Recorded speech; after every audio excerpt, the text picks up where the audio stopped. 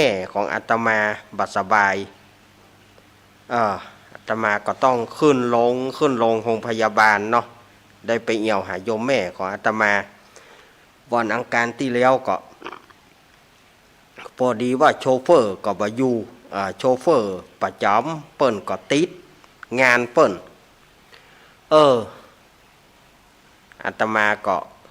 มันประกอบกับโยมแม่บัดสบายครั้งนั้นนี่วันอังคารที่แล้วนี่ถือว่าป่วยนักเนาะอาการแม่โยมแม่ของอาตมาโยมแม่ล้มป่วยตั้งแต่วันศุกร์ประมาณเมื่อเอียกะหาประมาณบ่าย3 โมงโยมแม่ก็ล้มป่วยลงกระทันหันเมื่อวันศุกร์วันที่29ที่ผ่านมาก็ปี่สะพ้ายก็โทรหาแม่ป่วยนักเนอะก็เปิดกันไปโรงพยาบาลไปโรงพยาบาลเพื่อก็เอาเข้าห้อง ICU เมื่อเข้าห้อง ICU ก็ เอาเอ็นดูแม่สุกปากสุกดังเนาะใส่เครื่องหายใจเพราะแม่หายใจเองบ่ได้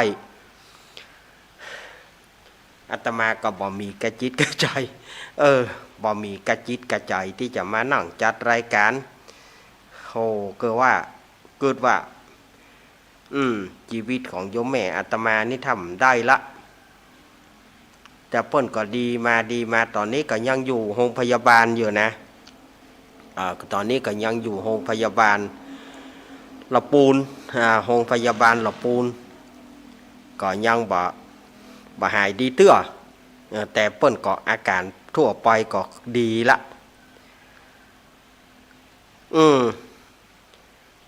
มันก็ยังว่านะปีนี้ตังอาตมาก็แย่นะสถาญาติโยม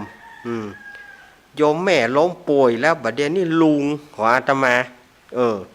ลุงก็ซ้ำล้มป่วยแถมบัดเดี๋ยวนี้นะอาตมาก็บ่จ้างใหญ่ใดเนี่ยมันบัดตัดแต่ไผก็บ่ฮู้เนาะโยมเนาะมันอกติบใจตานนะอาตมาก็มาได้ยินข่าวจากแม่สุพิษเนอะแม่สุพิษแม่ย่อยสันทรายแกก็โทรมาหาอาตมาก็ให้แม่เสียไปตึงอ้ายเสียไปตึงปี่สะพ้ายวันเดียวกันซึ่งเสียวันเนี้ยตึงอ้ายตึงปี่สะพ้ายเปิ้นเสียกวมกันบ่ฮู้ว่าจะด้วยอันอย่างบ่ฮู้เนาะเปิ้นก็ให้เด้ออาตมาก็แสดงความเสียใจตัวแม่สุพิษเนอะเปิ้นก็ว่าวันเสาร์วันพุธแม่บ่ได้ร่วมรายการเนอะเพราะว่าแม่เสียใจอ้ายกับปี่สะพ้ายเสียชีวิตลงพร้อมกันก็ขอแสดงความเสียใจกับแม่สุพิษแม่ย่อยสันทรายตัวเนอะที่เปิ้นเสียโดยพร้อมเพียงกัน กล้าเสียสามียังบัดเท่าใดแต่กล้ายังบัดได้100 วันแต่กล้าเนี่ยแม่สุพิษเนี่ยเสียสามีเปิ้นเสียกู้ข้างเปิ้นซ้ำว่ามาเสียกวมกันวันนี้ถึงอ้ายถึงปี่สะพ้ายเสียวันเดียวกันแสดงความเสียใจโดยแม่สุพิษตัวเนอะสุมาแต่ญาติโยมอาตมาภาพก็ขี้เต็มเตียว ว่าได้กับว่าจ้างจะว่าเนาะแม่ก็ยังบัดสบายแต่ลุงก็ซ้ำมาล้มป่วยอันยังไปล่ำไปเหลือปีนี้ก็ขอให้ท่านหายโวยๆกันแล้วกันเนาะรายการสารธรรมยามบ่ายยามแรงเฮานี้ก็จะมาปะกันทุกวันจันทร์ถึงศุกร์3 โมงถึง5 โมงแรงทางสถานีวิทยุแห่งนี้อันมีสถานีวิทยุคลื่นพระพุทธศาสนา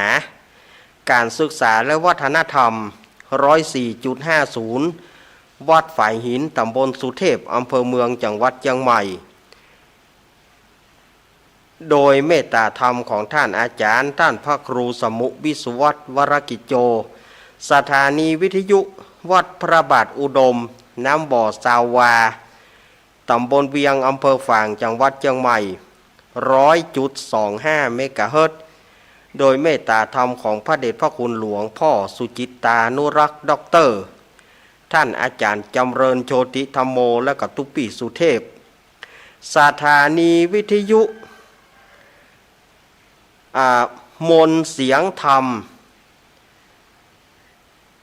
106.25 เมกะเฮิรตซ์ตั้งอยู่วัดบุผารามตำบลจ้างเขิงอำเภอแม่แจ่มจังหวัดเชียงใหม่โดยเมตตาธรรมของหลวงพ่อมงคลวิสิทธิ์เจ้าคณะอำเภอแม่แจ่มแล้วก็ท่านปรัตอุทัยสองอุทัยสถานีวิทยุบ้านทุ่งเรดิโอ 89.50 เมกะเฮิรตซ์โดยการเอื้อเฟื้อถวายเวลาของป่ออุดมแม่เทียมบอนพุทธวงศ์สถานีวิทยุวัดศรีปันเงินอำเภอสันปะตองสถานีวิทยุแม่วางเรดิโออำเภอแม่วางสถานีวิทยุบ้านแป้นเรดิโอบ้านแป้นอำเภอเมืองจังหวัดลำพูนแล้วก็สถานีวิทยุวัดบุญยวาสวิหาร 106.50 จังหวัดลำปางส่วนว่าสายใต้เฮานี้บ่ได้ยินเด้อเพราะว่าเปิ้นปิดยุติการกระจายเสียงเนาะเปิ้นยุติการกระจายเสียงภาคกลางวันเปิ้นยุติการกระจายเสียงภาคกลางวันตั้งแต่วันจันทร์ละแต่เปิ้นจะไปเปิดเอาก็คือ18 นาฬิกาหรือว่า6 โมงแรงเป็นต้นไป6 โมงแรงจนไปถึงเมื่อเจ้าพอเมื่อเจ้าแล้วเปิ้นก็จะยุติการกระจายเสียงที่ 98.75 เมกะเฮิรตซ์ สายใต้เฮาก็บ่ได้ยินเตื้อเนอถ้าว่าศรัทธาญาติโยมอยากจะฟังก็หมุนมาที่บ้านทุ่งเรดิโอ 89.50 เมกะเฮิรตซ์ขอบคุณป่ออุดมนักเนอมาปะก่อนวันนี้เป็นวันศุกร์เป็นวันศุกร์ที่5วันนี้เป็นวันศุกร์ที่5 มกราคมพุทธศักราช 2567 เดือน3เหนือ เดือนเกียงหรือว่าเดือนอ้ายใต้แฮมมานี่9 ค่ำ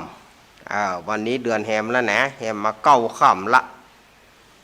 เข้าปีใหม่มาได้5 วันแล้วนี่ศรัทธาญาติโยมว่าปีใหม่ไปทำบุญอย่างมาพ่องศรัทธาญาติโยมไปทำบุญไหนมาพ่องไปทำบุญก็ขออนุโมทนาบุญกับศรัทธาญาติโยมเนออาตมานี่ก็บ่ได้ไปทำบุญตั้งใด โยมแม่มาล้มป่วยโยมแม่มาล้มป่วยลงกระทันหันศรัทธาญาติโยมเฮ้ยก็เลยบ่จ้างเนี่ยใดเนาะวันอาการก็เลยขืนเจว่าบ่ได้มาดำเนินรายการละเพราะว่ามันบ่มีแก่จิตแก่ใจแต่มันบ่ม่วนแต่ก็เลย ละรายการไว้วันนี้ก็จำเป็นได้มาไหนๆก็มาชดเชยไหนๆก็มาตกมาแตนเปิ้นก็ลวดชดเชยวันนั้นเหียชดเชยวันนั้นเหียใส่กันไปก็ใส่กันมาศรัทธาญาติโยมเหยการงานก็ผ่านไปหลายวัดหลายวาเนาะอย่างวัดหนองยวงก็ผ่านมาละวัดดงหลวงก็ผ่านมาละนะวันปีใหม่นะงานสวดมนต์ข้ามปีสร้างปารมีข้ามพศเมื่อวันที่31ที่ผ่านมาก็หลายวัดหลายวาเปิ้นจัดก็ผ่านไปด้วยดีเนาะส่วนกระแสกันศรัทธาเจ้าบ้านเปิ้นส่วนเสเฮฮาอย่างที่อาตมาว่านะกันเนาะเปิ้นสวนเสเฮฮาเปิ้นกินเหล้าเมายาตั้งตุเจ้าก็มีการสวดมนต์แบ่งเกิง ฝ่ายสมัครใจไปตั้งปุ้นไปฝ่ายสมัครใจเข้าวัดแม่เอาใส่กัน เอาใส่กันเนาะก็ นับว่าศรัทธาที่เปิ่นมาวัดมาวาก็บ่น้อยเหมือนกันนะแต่ละบ้านนี่นะแต่ละบ้านก็มาบ่น้อยเหมือนกันเต็มเหมือนกันเต็มเหมือนกันห่างบัตรแจกรางวัลห่างบัตรแจกรางวัลก็ถามละอ่อนว่าเสี่ยงหมดรางวัลก็เสี่ยงหมดลึงรางวัลของวัดนะศรัทธาญาติโยมรางวัลของวัดก็ได้แต่คกแต่เขียงขึ้นถัง การละมังถังเปเป็นของต่างๆจีปะทะของศรัทธาญาติโยมถวายทานเอามาออกรางวัลกันศรัทธาญาติโยมก็ได้กันไปพ่องก็ได้โด่งพ่องก็ได้เปียดพ่องก็ได้ไม้แดม พ่องก็ได้โคกก็ ม่วนงานสันเล้ากันม่วนงานสันเล้ากันมีทุนตะใดกะมีของตะใดกะแจกตู้เจ้าก็ซื้อของมาพ่องตู้เจ้าเพื่อก็ซื้อของมาพ่องก็มาแจกกันไปก็ม่วนงานเหมือนกันนะศรัทธาญาติโยมเนาะ ได้ห่างบัตรกันได้แจกรางวัลกันตังวัดก็เลี้ยงอย่างเลี้ยงข้าวหลามเผาข้าวหลามกันเลี้ยงกันศรัทธาญาติโยมว่า เผาข้าวหลามเลี้ยงกันข้าวหลามจะเป็นปี๊บปุณาศรัทธาญาติโยมมดลึงที่วัดอาตมานะ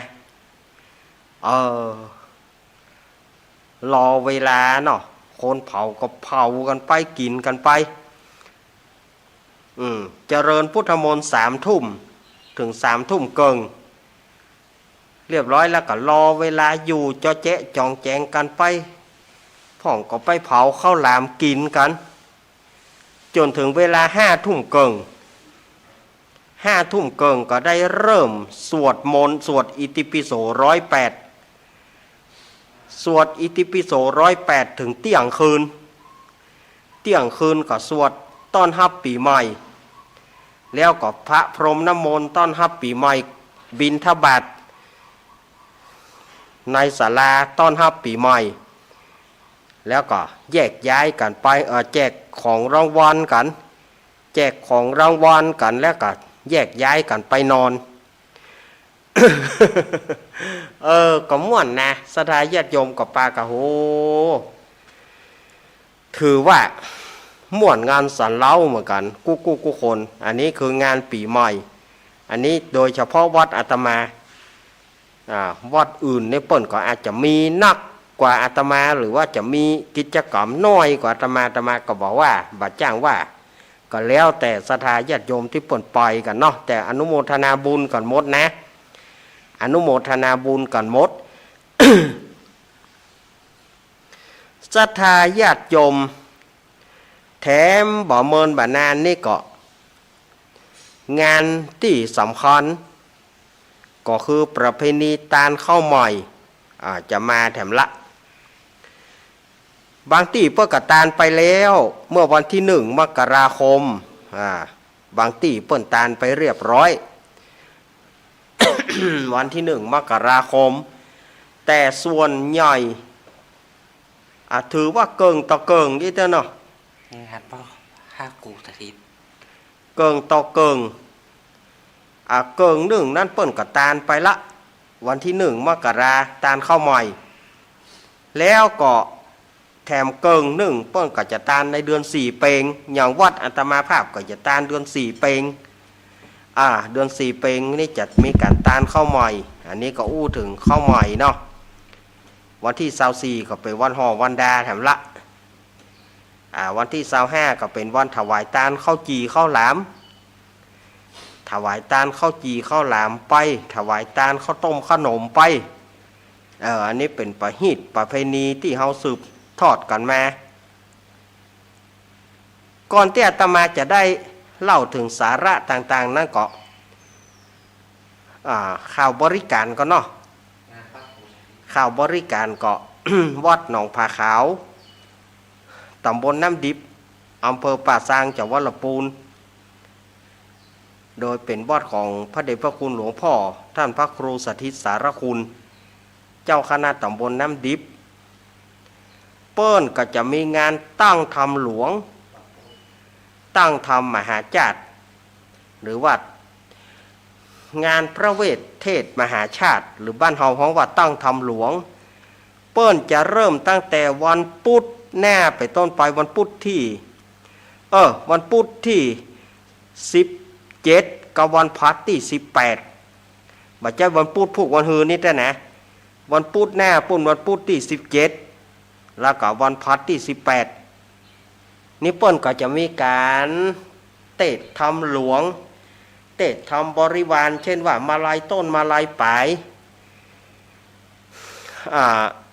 อันนี้สงส์เวสสันตระบางทีบางวัดบางวาเพื่อก็มีคาถาปอนผูก1ผูก2ผูก3หรือว่าทำปฐมสมโพธิคาถาทำพุทธาภิเษกบางทีเพื่อก็จะอาจจะมีเนาะเพื่อก็จะเทศบริวารของเพิ่น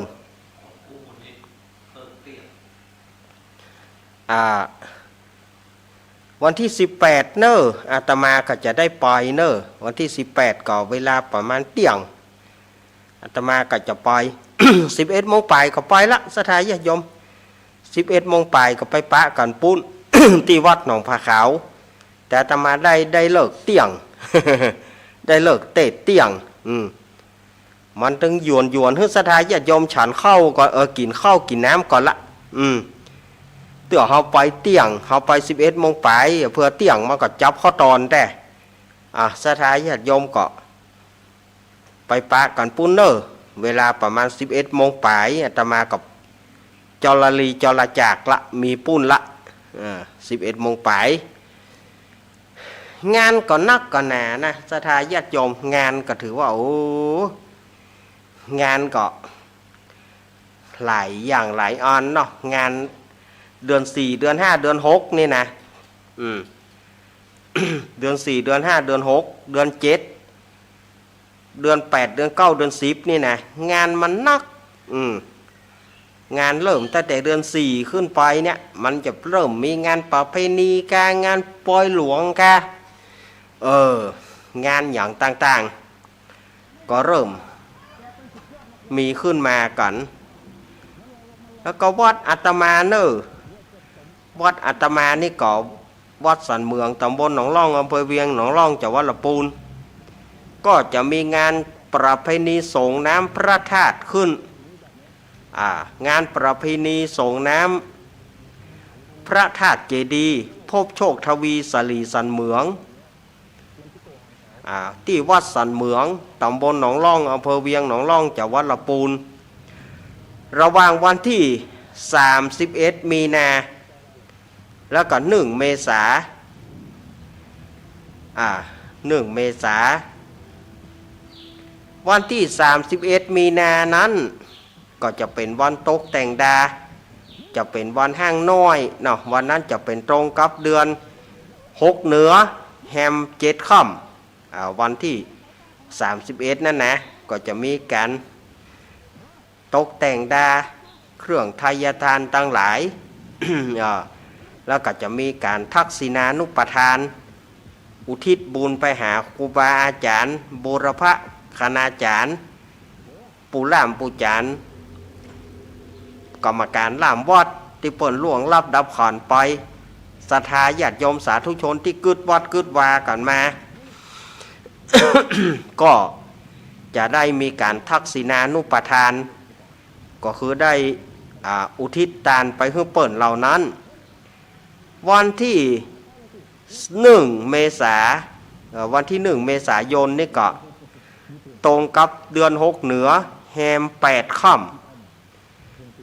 ก็จะเริ่มกันตั้งแต่เจ้าตรู่เนาะวันนั้นเป็นวันพระวันศีลตัวก็คงจะต้องมี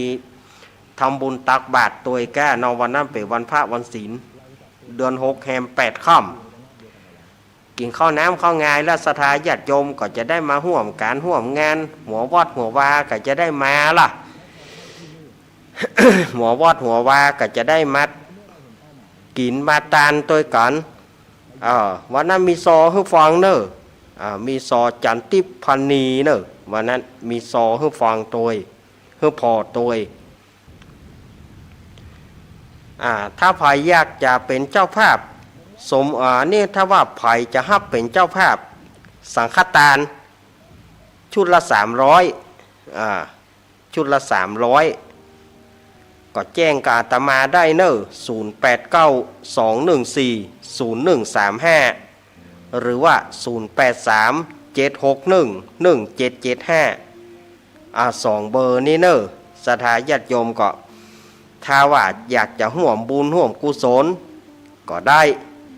อาตมาก็จะได้นำเอารายชื่อนั้นให้กรรมการเปิ้นจดถ้าว่าไผ่จะฮับกับอาตมาก็สังฆทานละ300 บาทหรือว่าตามศรัทธาหรือว่าตามศรัทธาวอกมาหาได้อาตมาก็อินดูศรัทธาญาติโยมนะบ่อยากจะรบกวนแต่ถ้าเฮาบอกไปศรัทธาญาติโยมก็ยังบอกก็เปิ้นเนาะเปิ้นก็อยากจะร่วมบุญก็รู้ถ้าบอกไปก็ว่างานกินตานเจือ เอาตามศรัทธาญาติโยมเอาตามวอกมาหาได้4-5 คนพี่น้องจะฮับสั่งกะหรือว่ามีใจกึดใจได้คนเดียวว่าจะรวมสมัครพรรคพวกเอาสั่งหนึ่งกะได้หมดแล้วแต่ศรัทธาญาติโยมเนอะสังฆทานละ300 บาทอันนี้ก็ถ้าไผ่จะห่วมแจ้งหลังไม้เนอะแต่ขอให้เป็นแจ้งหลังไม้หน้าไม้เนี่ยอาตมาบ่ฮับให้แจ้งหลังไม้เอาถ้ามาแจ้งกับรายการมาเตือนอาตมาฮับสายโทรศัพท์ญาติโยมแจ้งรายการมันกินเวลาแล้วมันบอกมีไผจดมันกินเวลาคนอื่นที่เปิ้นโทรมาเวลาคนอื่นที่เปิ้นโทรมาก็ญาติโยมก็ฮับเพื่อเขาจะถามชื่อถามเสียงแถมอย่างแถมมันกินเวลาฉะนั้นอาตมาบอกฮับหน้าหมายถ้าญาติโยมอยากจะฮับก็แจ้งหลังไม้กันแล้วกันแจ้งหลังไม้ได้ทุกวันเว้นแต่ว่าฟ้าขล่มบ่มบ้าม วันไหนที่ฟ้าขล่มบ่มบ้ามมันน่ากับปิดเนอะผมได้ยินสักเครื่องปิดหมดอันนี้ก็แจ้งกับศรัทธาญาติโยมอันนี้บ่ใช่ว่าบังคับจำญาติโยมตามใจศรัทธาญาติโยมตามเจตนาศรัทธาญาติโยมอีแม่มีนี่20 บาทได้ก็ได้อีแม่มีนี่10 บาทได้ก็ได้อีแม่บ่มีนักมีนายแม่ขอ2 บาทได้หมด ได้หมดอีแม่5 คนแม่จะฮับสั่งได้คะแนนบอกชื่อเปิ้นมาให้ครบแล้วอาตมาจะให้กรรมการเปิ้นโจทย์5 คนเข้าสั่งกะ10 คนเข้าสั่งกะแต่ต้องแจ้งชื่อเปิ้นให้ครบนะแจ้งชื่อเปิ้นให้ครบแล้วอาตมาจะได้บอกให้กรรมการเปิ้นโจทย์ชื่อเอาไว้10 คนเข้าสัง5 คนเข้าสังหรือว่าม่อมแจ้เอาปิ้นแต่ลิ้นเอาสั่งเดียว500 300ไป5อย่าง300กันเนาะ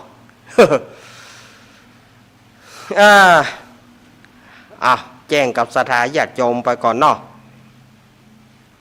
นี่ก็งานประเพณีที่สำคัญเขาจะมาถึงก็คือตาลข้าวใหม่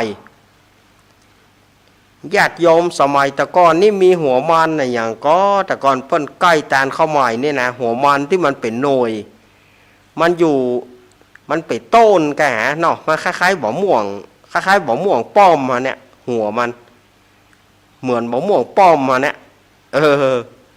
คล้ายๆบ่อม่วงป้อมมาเนี่ยที่เปิ้นเอาต้มเปิ้นปอกเปลือกมันอย่าแล้วก็สาคูเนาะเปิงกระตานข้าวใหม่นี่นะสาคูหัวสาคูบางที่เปิ้นก็ห้องหัวเจ้าคู บางที่ห้องหัวเจ้าคูบางที่ห้องหัวสาคูที่มันเป็นแฉกเป็นขั้นไว้นะหัวมันอยู่พื้นดินเนาะมันตั้ง ถ้าอู้มันตั้งนี่สถาญาติโยมบางทีเปิ้นก็ฮู้จักแต่ละอ่อนรุ่นใหม่บ่ฮู้จักมันตั้งที่เขาเอาใบมันไปเปิ้นเอาใบมันไปนึ่งกับน้ำพริกกาอย่างกานั่นน่ะผักตั้งหรือว่ายอดตั้ง ยอดมันสำปะหลังนั่นนะมันสำปะหลัง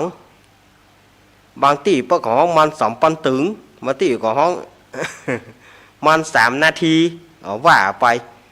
ก็หัวมันสำปะหลังนั่นนะ ยอดมันเปิ้นห้องว่าผักตั้งยอดผักตั้งยอดตั้งหัวตั้งหรือว่าหัวมันนะ มันก็เปิงกระตานเข้าใหม่นี่เหมือนกันเอาห่อเปิ้นเอาไปวัดไปวาเนาะเปิ้นนึ่งเหียหอมไปในฤดูกาลตานเข้าใหม่ข้าวจี่ข้าวหลามกินข้าวหลามกับบะขามเกิ้มอีกคนแต่ก่อนเปิ้นว่าเนาะบัดเดี๋ยวนี้บะขามบัดนี้ยินว่าบะขามเกิ้มที่ไหนอะมันสุกไปตะกันเนี่ยมดกับมันบ่ได้เกิ้มได้แก้มเนี่ยกับบัดเดียวเนาะ บัดเดี๋ยวนี้ บะขามเปิ้นก็มันเป็นบะขามพันแต่ถ้าหัวถ้าฟักก็ฟักแตะฟักว่านะเปิ้นเอาไว้ดองบะขามหลวงบะขามเมืองอันนี้บ่มีแล้วนี่ บะขามเมืองอันนี้บ่มีละถ้าเป็นบะขามหวานอย่างมันบ่ได้เกิ้มบ่ได้อย่างแล้วแต่ก่อนนี้บะขามยามเดือน3นี่บะขามมันเกิ้มแล้วหรอได้กินบะขามเกิ้มบะขามเหิมเนี่ยมันเปิงกันหรอแต่บัดเดียวนี่มัน ยุคสมัยมันเปลี่ยนไปธรรมชาติก็เปลี่ยนไปเดียวก็ร้อนเดียวก็หนาวก็บะเชิงร้อนก็บะเชิงนะปรากฏการณ์อย่างนี้นะโยโย่แย่ๆนะเอริโยเอริเย่อย่างที่เขาว่านะมันก็เลยทำให้อากาศวันเดียว2 ฤดูหรือว่าบางทีวันเดียว3 ฤดูก็มีบางทีอาจจะมีฝนบางทีก็บ่มีว่ากันไปปุ่นมันไปเล่นทางใต้ปุ่นฝนนะมันไปเล่นทางใต้ปุ่นพวกนาราธิวาสอย่างนั้นมันไปเล่นทางปุ่นทางที่ป่นโฮบกันดีๆนั่นนะที่ป่นสวกกันนะที่ป่นสวกกันนะปาตะปุ่นอะน้ำไปท่วมมาเลยนี่จะออกทางใดก็ไม่ได้เหลือกบขำปอดกันไปเลยนี่ แต่ก่อนนี่ห่างก่อเดือน3 เดือน4 เดือน5มันหนาวสถาญาติโยมแต่ก่อนนี่หนาว เขาจะมาจอกจออย่างอี้นะบ่ได้เขาจะมาอยู่จอกอยู่จออย่างอี้มันหนาวบ่เดียวไม่มีไหนเมื่อวานฮ้อนเมื่อเจ้ามาหนาวแซงแงะเห็นน้อยมันจะหนาวแต่มีอะหนาวจนไอปากเขาออกส่วงบ่มีบ่เดียวหนาวจนนี่บ่มีหนาวจริงๆก็บ่เกิน2 วัน 3 วันหนาวไม่อย่าวัน 2 วันหายหนาวไปอย่าวัน 2 วันแต่ก่อนนี่หนาวจึงนะสถาญาติโยม ย้อนยุคไปประมาณสัก50 กว่าปีมานี่ย้อนยุคไปสัก50 ปีหรือ40 กว่าปีเนาะมันหนาวแต่สมัยตะก่อนมันเป็นอย่างผ้าห่มก็เขียมเนาะเอาสาลีนั่นนะสาลีปั๊บนะสาลีที่ป่นแปลงไว้พ่อแม่แม่เฮายัดไว้เนาะเปิดไว้ให้แขกนอนมียามหนาวมาโขนมาห่มกันโขนเอามาเต่งกัน โขนเอาสาลีมาเต่งกันมันหนาว ผ้าตวบผ้าห่มก็เป็นผ้าตวบขี้งาผ้าตวบผืนน้อยๆบางๆผ้าตวบขี้งาท่อก็นอนแล้วนี่ห้ามกระดุกกระดิกเนอะก็กระดุกกระดิกกระหนาวอะ กระดุกกระดิกกระหนาวว่าลู่กันหวันกันในที่นอนนั่นน่ะหนาวโอ้แต่ก่อนมันหนาวลูกเจ้ามาปุดโธหนาวเมยตกปักๆเป๊ะๆเกี่ยบาเดียวนี่มาเท่าได้พอมาดูนี่เมยตกก็ธรรมดาแต่ก่อนนี่เมยมันเย็นนะสดายญาติโยมมันเย็นสมัยก่อนนี่บ้านอาตมาเขานี่เปิ้นเก็บยาเนาะยาสูบนี่นะ โอ้ปี่ไอ้เขาไปเก็บมาเจ้าอ่ะ มือจนบ่หูคิงอ่ะได้หิงไฟอ่ะก่อนได้ดังไฟแล้วหิงไฟเอามืออังไฟอ่ะก่อนแล้วก็ก้อยเก็บยาเก็บมาแล้วมาคัดเกตมันคัดเอาเป็นยายุ่งเป็นยานั่นเอาเสียบปัดเกินอยากจะถึงเมื่อคืนเนาะก็เอาเสียบยานี่นะเอาเสียบยานี่เมื่อคืนนะเฮ้ยมันเย็นนะแล้วก็จะกินข้าวเนอะกินอยากกินตุกเนอะมันขมยางมันบะส่วยมือก็ได้ขมยางยานี่นะยางของมันนะขมสะทายญาติโยมมันติดมือ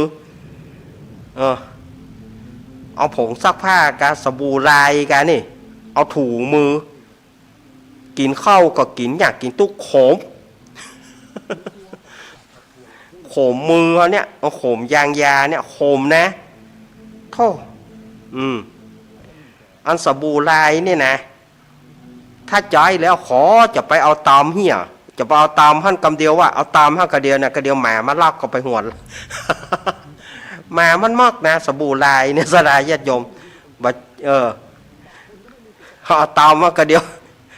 เฮ้ยหมากลับไปหวดมันถ้าจะทำจากไข่นะตามาว่าเนาะถ้าน่าจะทำจากไข่เนาะสบู่ลายนะมามากนะ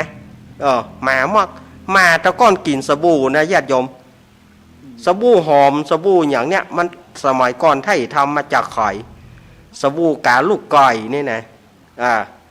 สบู่กาลูกไก่นี่นะเอาตามเหี้ยนี่นะกระเดียวหมาไปหวดละมันกินนะมันแบบจะเอาไปโคบเล่นมันกินนะ แล้วบัดเดียวนี่มันเป็นห้องน้ำมันมีก่อนข้อยมันเนาะ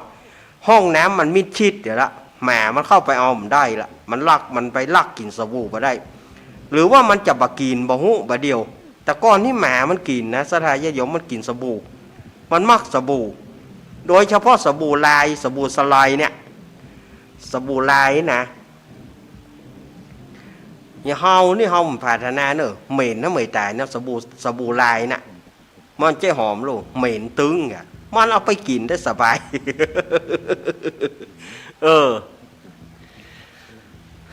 ก็เสียบยาเอาค้อนมาหนาว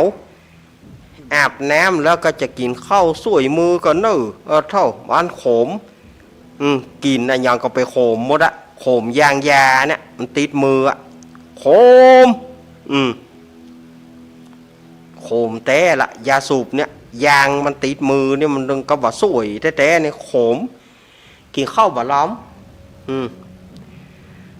ยำกินไก่เนยนะลาบเนยนะมันตึมข้าได้ข้ามีอ่ะแต่มันโขมมือ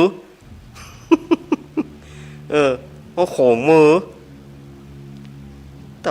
ยำกินไก่ตั้งท่าจะดีอะปดโถเอาเข้าใส่ปากโขม สมัยก่อนนี่แต่ถ้าไปเก็บยาเนาะไอ้ปี่ป่อเขานี่ไปเก็บยาแม่เนี่ยกินเฮือตั้งบ้านเนี่ยก่อนเนี่ยกินแล้วก็เอาไปเตือกก็มาได้หยังเข้านุงงาในหน้านี้นะเข้านุงงาเหี่ยคนป้อนกินข้าวไงต่างข้าวตอนเพ่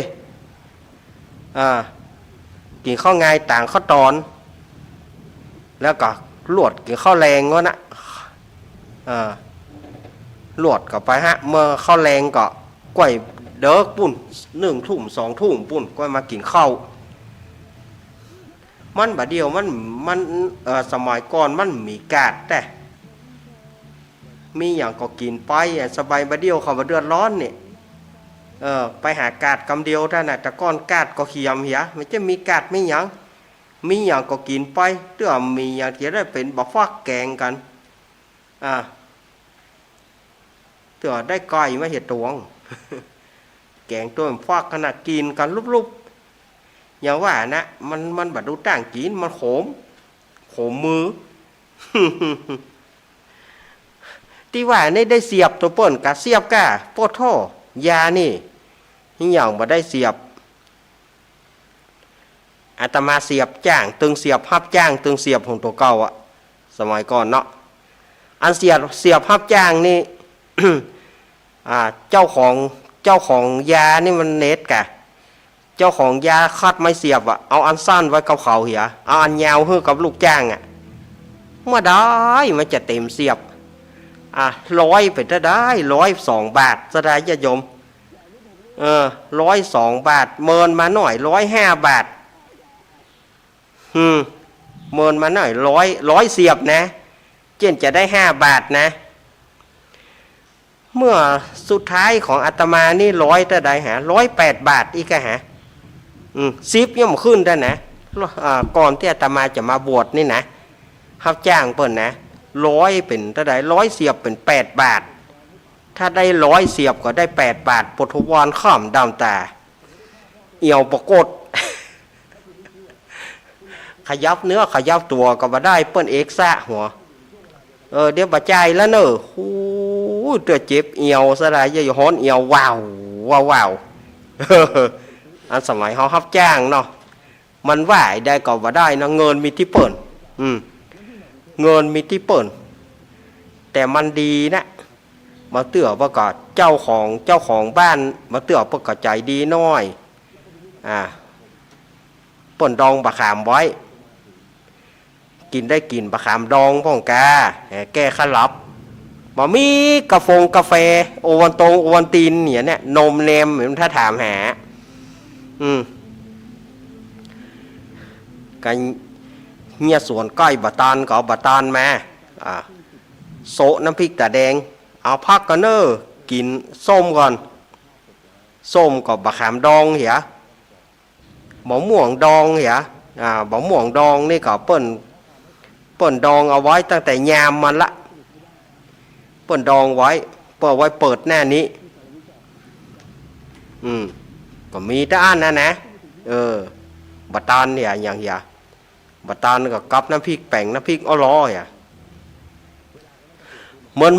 นไหนเปิ้นมาขายส้ม108เหียเตื้องเมินไหนเปิ้นเอาส้ม108มาขายบัดเดียวบ่หันไหนละส้ม108เปิ้นเอาอันนั้นน้อยอันนี้น้อยนั่นนะเปิ้นเอาส้ม108เอาบะตานน้อยบะนะน้อยบะกอกน้ำน้อยบะม่วงน้อยบะขามน้อยนะเปิ้นมารวมกันเปิ้นเอาส้ม108บัดเดียวบ่ปาดที่ไหนบ่มีที่ไหนบัดเดียวแต่ก่อนนี้มันม่วนไปอย่างบรรยากาศเอาเสียบยากระห่องผอยเข้าคืนเอิ้นกันเลี้ยวก่อนมาเพเนอ พ่ออย่างคัดได้คนมาช่วยถ้าเลี้ยวก่อนถ้าตังปุ้นเลี้ยวมาเพเนอร์มาโลกันเพเนอร์ก็ของเปิ้นเลี้ยวก่อนโลกันมาช่วยกันก็ตัดของเปิ้นบะเลี้ยวของเฮากับบะเลี้ยวนี่ได้กะเอิ้นกันได้กะหานกันนะเนอแล้วว่ะบะเตื้อ ก็แล้วจะไปช่วยเปิ้นก็ว่าเฮาก็ว่าเปิ้นนั่นนะเตื้อพอเที่ยงคืนน่ะสดายญาติโยมเตื้อพอเที่ยงคืนนะบะเลี้ยวรับได้เหี่ยคนน้อยแจ้งปากันลูกมาเสียบแล้วละรถลากยาไปเต่ามาละรถจะมาลากไปเต่ามาละมาจับพอดีไปเต่าโบมไปขายยาดูอันนี้นะสมัยก่อนนะโห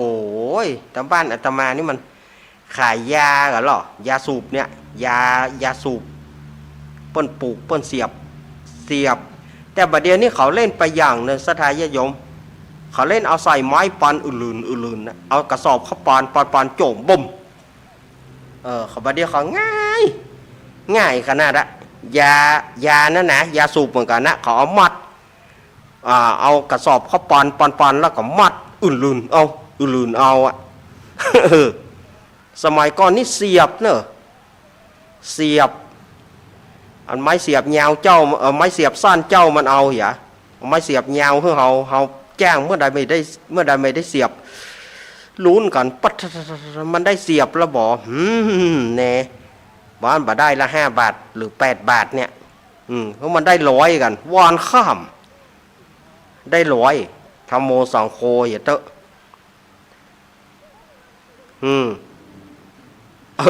นะแต่นะบัดเดียวใครว่าเฮ้ยรับจ้างเสียบยารับจ้างอย่างมันจะได้กินก็ได้กินนะ7 บาท 8 บาทมันก็ได้กินนะเนี่ย7 บาท 8 บาทมันก็ถือว่ามีค่านะสถาอาตมาเป็นละอ่อนนี่ไปฮ้องเพลงเขาเปิ่นฟังนี่เปิ่นจ้างตะได้2 บาทได้5 บาทเงาไกวน้อย5 บาทนี่ได้แป๊บ4 ขวด ปีใหม่นะปีใหม่สงกรานต์เนาะนี่นะรับจ้างฮ้องเพลงนี่ฮ้องเพลงยังบ่เตื้อนะซึ้งก็ดีดีดคุยก็ดีเป่าล่าตามล่าจบพออิดหายใจพอหอบได้ตังค์จะได้5 บาท10 บาท10 บาทนี่บ่ได้5 บาทนะคิดกี่ว่าเน็ตละ5 บาทได้ยังแป๊บซี่ควร เตื้อจะซื้อแป๊บซี่กับสตางค์จะบ่เหลือกินวิตามินเนี่ย2 บาทเกิงสมัยก่อนวิตามินนี่นะนมวิตามินนี่นะมันจะมันแปลงหรอนมวิตามินนี่2 บาทเกิงวิตามินเนี่ย2 บาทเกิงบัดเดียวไม่ได้อย่างเนาะบัดเดียวบ่ฮู้ว่าวิตามินขวดเท่าใดบัดเดียว วิตามินน่าจะแปลงละให้อย่าขึ้นไปซาวโบลาก้าบัดเดียวเนาะนมวิตามินน่ะก่อนว่าหาเงินยากซะได้ญาติโยมหาเงินยากก็เปิ้นบ่มาจ้างบ่มาหยังก็มาได้กินน่ะเปิ้นมาจ้างเกี่ยวต่อเฟืองกะไอ้หยังกะอย่าเปิ้นจ้างหรอปวดท่อกว่าจะได้มันบ่ใช่หาเงินง่ายอย่างบัดเดียวได้ทันทีกระจายทันทีของมีควนมันบ่ใจายมันก็บ่ได้ บัดเดียวมันก็ต้องอย่างนั้นน่ะบัดเดียวได้มาก็มดลึงได้มาก็มดลึง ถ้าบ่สงวนไว้นะบ่สงวนไว้ก็แปลว่ามดมดลึง ญาติโยมว่าบัดเดียวกับตะกอนนี่มันไก่กับตะกอนนี่เฮามีเงินบ้านเนาะไปวันเด็กนี่อาตมาได้บ่ถึง2 บาทนะไปงานวันเด็กเนี่ยสถานญาติโยมก็แม่ก็เปิ้นก็บอกว่าเปิ้นบ่มีบาทเกิงเนี่ยบาทเกิงฮื้อเหลือมาพ่องเน่อจะไปจ่ายเสี่ยงเน่อ บัดเดียวเขาจะปอว่าบัดเดียวนี่ฮื้อ10ฮื้อ100เขายังว่ามันปอเด้อแต่ก่อนนี่ต่างบาทเกิง เหลือมาพ่องเน่อถ้าเหลือต่ำกว่า50 ตังค์โดนไม่แซ่ แต่นะถ้าปีกมาเหลือ25 ตังค์ตังค์ถึงบาทเกิงเอาไปจ่ายที่ไหนบาท75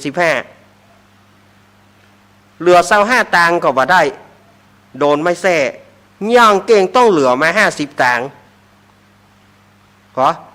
หรือว่าจ่ายบ้านเฮาก็ยังได้จ่ายบ้านเอาละกะสมัยแต่ก่อนมีข้าวหนมโอมนั่นเนาะสดาญาติโยมหาข้าวหนมยาวๆน่ะที่มันมีหลายเม็ดข้าวหนมโอมนั่นนะ25ซื้อ50เหลือ50ซื้ออย่างซื้อกินตำส้มซื้อตำส้ม50 เปิ้นก็ขายเฮ้อนะแต่บัดใจน้อยนะ50นี่บัดใจว่าตำส้มเปิ้นบัดใจว่าขายน้อยนะนักนะกินจนอิ่มละ50ตังค์สมัยก่อน40กว่าปีแต่ก่อนเหลือตังค์มา50ตังค์บ่โดนไม่แช่ละถ้าลดเหลือตังค์ไปแค่25นี่โดนไม่แช่ใจอย่างซื้อกินอย่างซื้อกินแต่ซื้อกินว่าซื้อกินขนมจะพอเหลือตังค์25ตังค์ขอเนี่ยสมัยประเดียวเขาจะนะญาติโยมละอ่อนได้ยินเนี่ยจะ25ตังค์ก็ด่าลูกนี่นะเฮามากึดถึงแต่ก่อนเฮาก็กึดเหมือนกันสตางค์25บ่ได้ก่อนสตางค์50บ่ได้ก็ขางเฮาจะว่าจะได้มันบ่มีพ่อแม่เปิ้นก็บ่มีแต่มาไปงานวันเด็กนี่บ่ได้ถ้าว่างานวันเด็กที่บ้านเฮาก็ได้ตังค์บ่เหี่ย25ตังค์อันน่ะซื้อกินขนมเหี่ยหมดท่าซื้อกินน้ำหวานน่ะน้ำหวานน้ำหวาน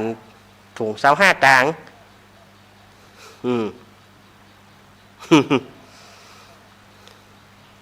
เนาะมันจะประมาณเมื่อนะสมัยก่อนมันมีก้านะซื้อกินตำส้มเหี่ย50เหลือไป50มาเตือกับประหยัดเสี่ยงตี้เหลือ75ตังค์ประหยัดเสี่ยงตี้แล้วนะเหลือ75โอ้ยอย่างประเดียวมันจะแย่งได้อยู่เหลือตังค์ต้องมาคืนให้แม่นะ75หรือว่า50นี่ต้องมาคืนให้แม่นะจะไปใช้ส่วนตัวมันได้นี่โดนไม่ใช่ดู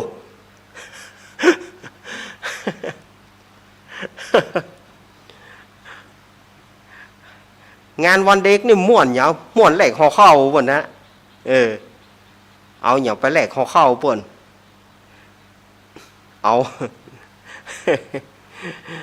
ห่อข้าวถ้าแหลกห่อข้าวกัน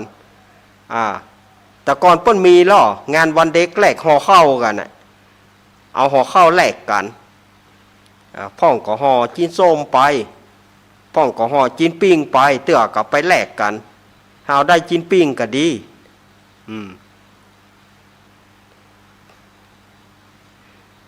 มีโคนบ้านอาตมาฮะนะเดี๋ยวเปิ้นตายไว้ละข้าได้ห่อจิ้นปิ้งเปิ้นน่ะแต่งห่อปลาบ่วงไปหรอห่อปลาบ่วงจีนี่นะเอาไปหมายจะไปแลกห่อข้าววันใหม่จิ้นปิ้งเปิ้นปีกมาเตได้ปลาบ่วงอย่างเก่า ได้ปลาบ่วงจีอย่างเก่าได้ยังแน่อย่างของแฮนะบอกเฮ้ยไทยของแฮนะพอห่อเข้าไปฆ่ากันเนาะเปิดไปแลกกันไทยของมันอันเก่ามันนะโมมันเหมือนของแฮนะ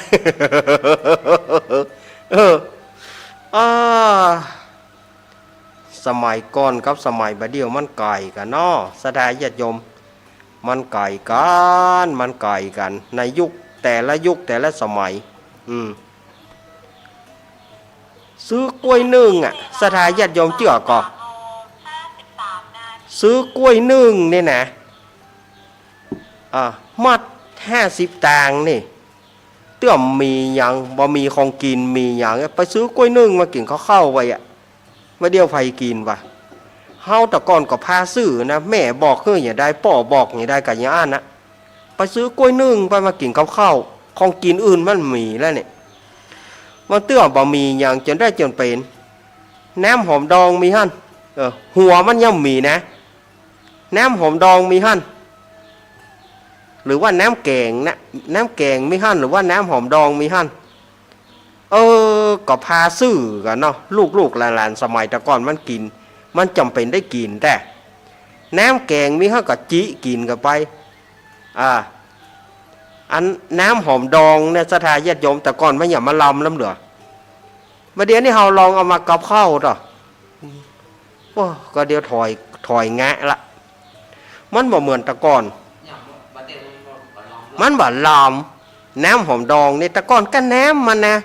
มันจะมีหัวมันนะน้ำมันแดดแต่มีอย่างกินน้ำหอมดองมีฮั่นเอาข้าวจีไปไอละอ่อนเฮาเป็นลูกเป็นหลานก็พาซื้อนะเปิ้นว่านะก็จีกินก็ล้ำเนี่ยนะโอ้โทเอาละเนอข้ามมาคนเท่าเดือดละเข้าวิดแรงกินกันก็กินแต่กินว่าปากันเล่นเข้าแน่อันนั้นว่าเขาแถมแล้วปากันเล่นเข้าละอ่อนมูนี่ได้หนึ่งเข้าวิดแรง ก็มันลำเนาะน้ำหอมดองเนี่ยสถาญาติโยมแต่ก่อนมันหยั่งมันจะเป็นพ่อก้านก็ว่าเป็นพ่อหยั่งก็บอกว่ามันลำแน่โอ้โหได้กันแหนมมันท่าอันนะกูจำมึงจำกูจำมึงจำก็ไปว่าลำเนี่ยมาเดียวน้ำหอมดองเอามากินยังแต่ก่อนนะมันว่าลำมันเป็นอย่างใดก็บอกหูนะมาเดียวเขาจะใส่หัวน้ำตาลนักจ้ะอย่างจ้ะมันจะเริ่มจะเกิมไปมันอย่างใดหูแต่ก่อนเปิ้นลำน้ำแกงน้ำจอผักกาดนี่สถาญาติโยมปัดหน้านี้นะผักกาดกับหน้านี่ได้เนอะลำนะหน้าหนาวนี่นะจอเปิ่นจอแล้วเป็นนักเรียนเลิกมานะสมัยก่อนนักเรียนเลิก3 โมงหรอ3 โมงเลิกมาบ้านแม่อยากกินข้าวน้ำจอผักกาดมีฮะขึ้นอยากจะได้ยินปะท่อจะว่าแม่ซื้อของกินมาหั่นแม่ทอดไข่เฮ้ยนะบะหมี่น้ำจอผักกาดมีหั่นโอ้อยากกินข้าวก็อยากก็มันก็เหมือนดูว่ามาลำเหียว่าปีน้องกับปีน้องหลายเนาะห้ากินต้อยลู่กันจำหมดลึงน้ำแกงแห้งเงาห้ากินหน่อยสะพ้องก็ไปได้ลำดีๆน้ำแกงนี่นะบัดเจ้มีเหยื่อนะแล้วมาเดียวไผกินวะร้อยอย่าเอาบาทแต่มีละอ่อนคนไหนกินนะมาเดียวญาติโยมว่ะมีตีกว่าไปเวลาจะมาหมดไปช่วงหนึ่งละ หมดไปช่วงหนึ่งละวันนี้อู้กันเป็นบะเละเตะตะอู้กันบะแลมเต็มเตะนะหมดไปแล้วชั่วโมงกำลังจะหมดนะไม่ใช่ว่าหมดเตะเหลือแหมหน่อยสถาญาติโยมก็บัดถ้าไปไหนเตเนอร์บัดถ้าหมุนขึ้นหนีไปไหนเตเนอร์ขอบคุณป่ออุดมเนอร์ขอบคุณสถานีทุกสถานีที่เอื้อเฟื้อเวลา1 ชั่วโมงนี้กำเดียวก็ต่อเนอร์ก็เดียวจะมาช่วงหลังจะมีละครช่วงหลังมีละครก็เดียวก็ปากันนอกเจริญปอน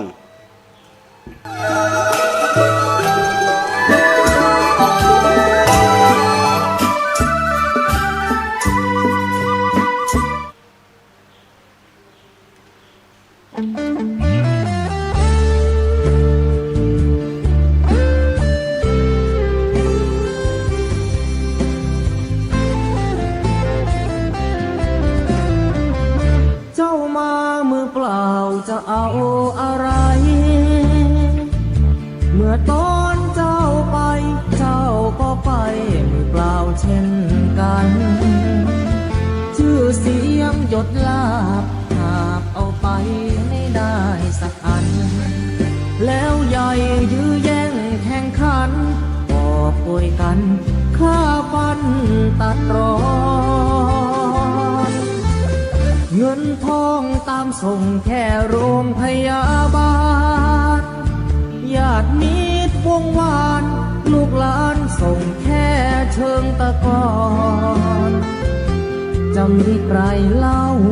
อยู่กับเรานอนเฝ้ากองฟอนวางดอกไม้จันทร์แล้วจรกลับไปนอนบ้านใครบ้านมันใหญ่ขับฟ้า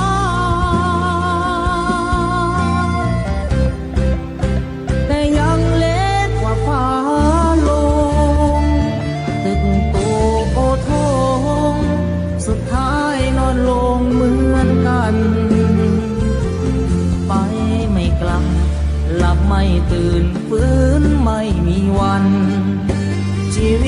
หลังความตายนั้น นรกสวรรค์ยังรอ บาปบุญดีชั่วติดตัวเมื่อตาย เงินทองมากมายคนเอาไปไม่ได้หรอกนอร่างนอนแน่นิ่งไม่ไหวติ่งเหมือนดังต้นตอตราสังมัดแขนผู้คอไฟไหม้หงิกงอเป็นเท่าวีพง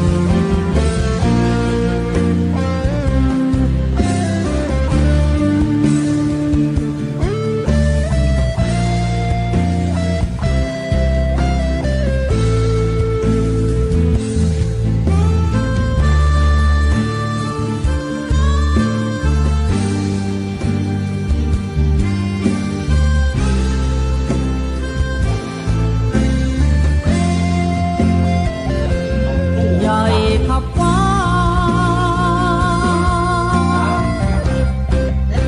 แต่ยังเล็กกว่าฟ้าลงตึกโตโอทงสุดท้ายนอนลงเหมือนกันไปไม่กลับหลับไม่ตื่นฟื้นไม่มีวันชีวิตหลังความตายนั้นนรกสวรรค์ยังรอ บาปบุญดีชั่วติดตัวเมื่อตาย เงินทองมากมายคนเอาไปไม่ได้หรอกนอร่างนอนแน่นิ่งไม่ไหวติ่งเหมือนดังต้นตอ เมื่อใดมันก็มาออกเถื่อผลใครผลจะเข้าคิวมันก็ได้เข้า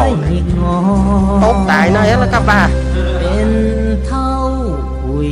ตะกอนช่วมมันนั่นหรอกสมัยก่อนช่วมไม้ไก่ล่มแล้วก็เมื่อใดมันก็มาออกจากสมัยก่อนช่วมมันจะมีหัวเอาไม้ไก่เอาไม้ไ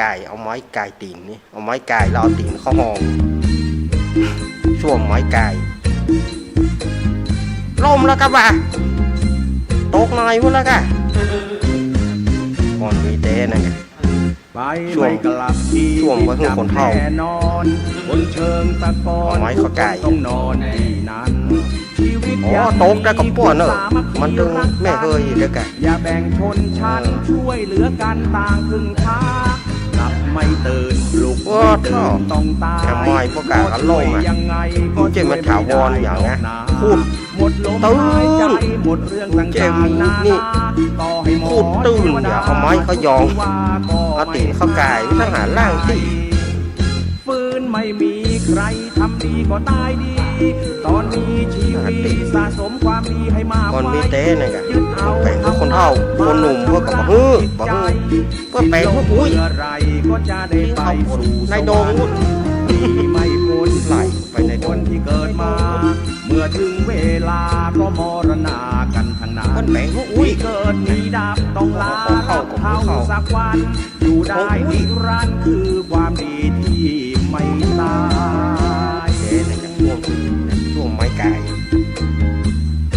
ไปพวกอุ้ยไปเข้านี่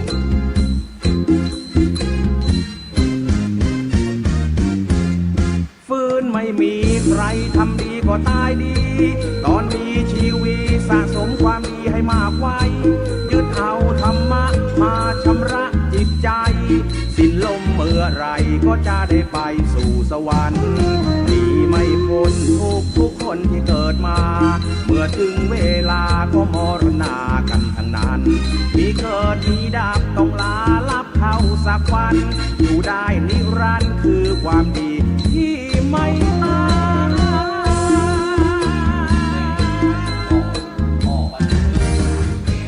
แม่น้ำปิง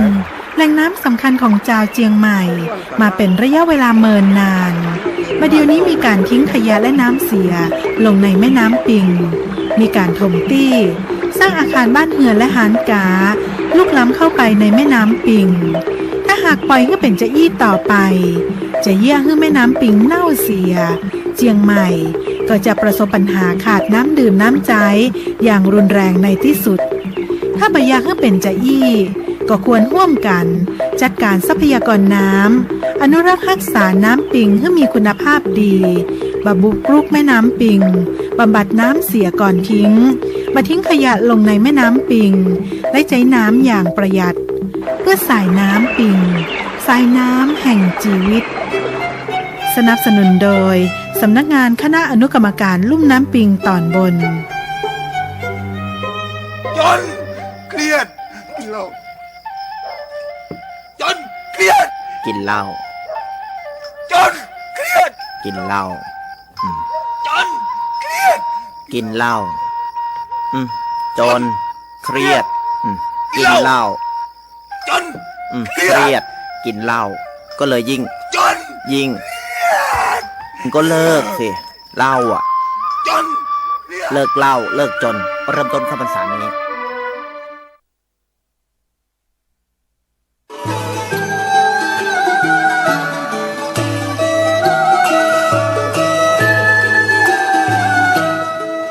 เอาละ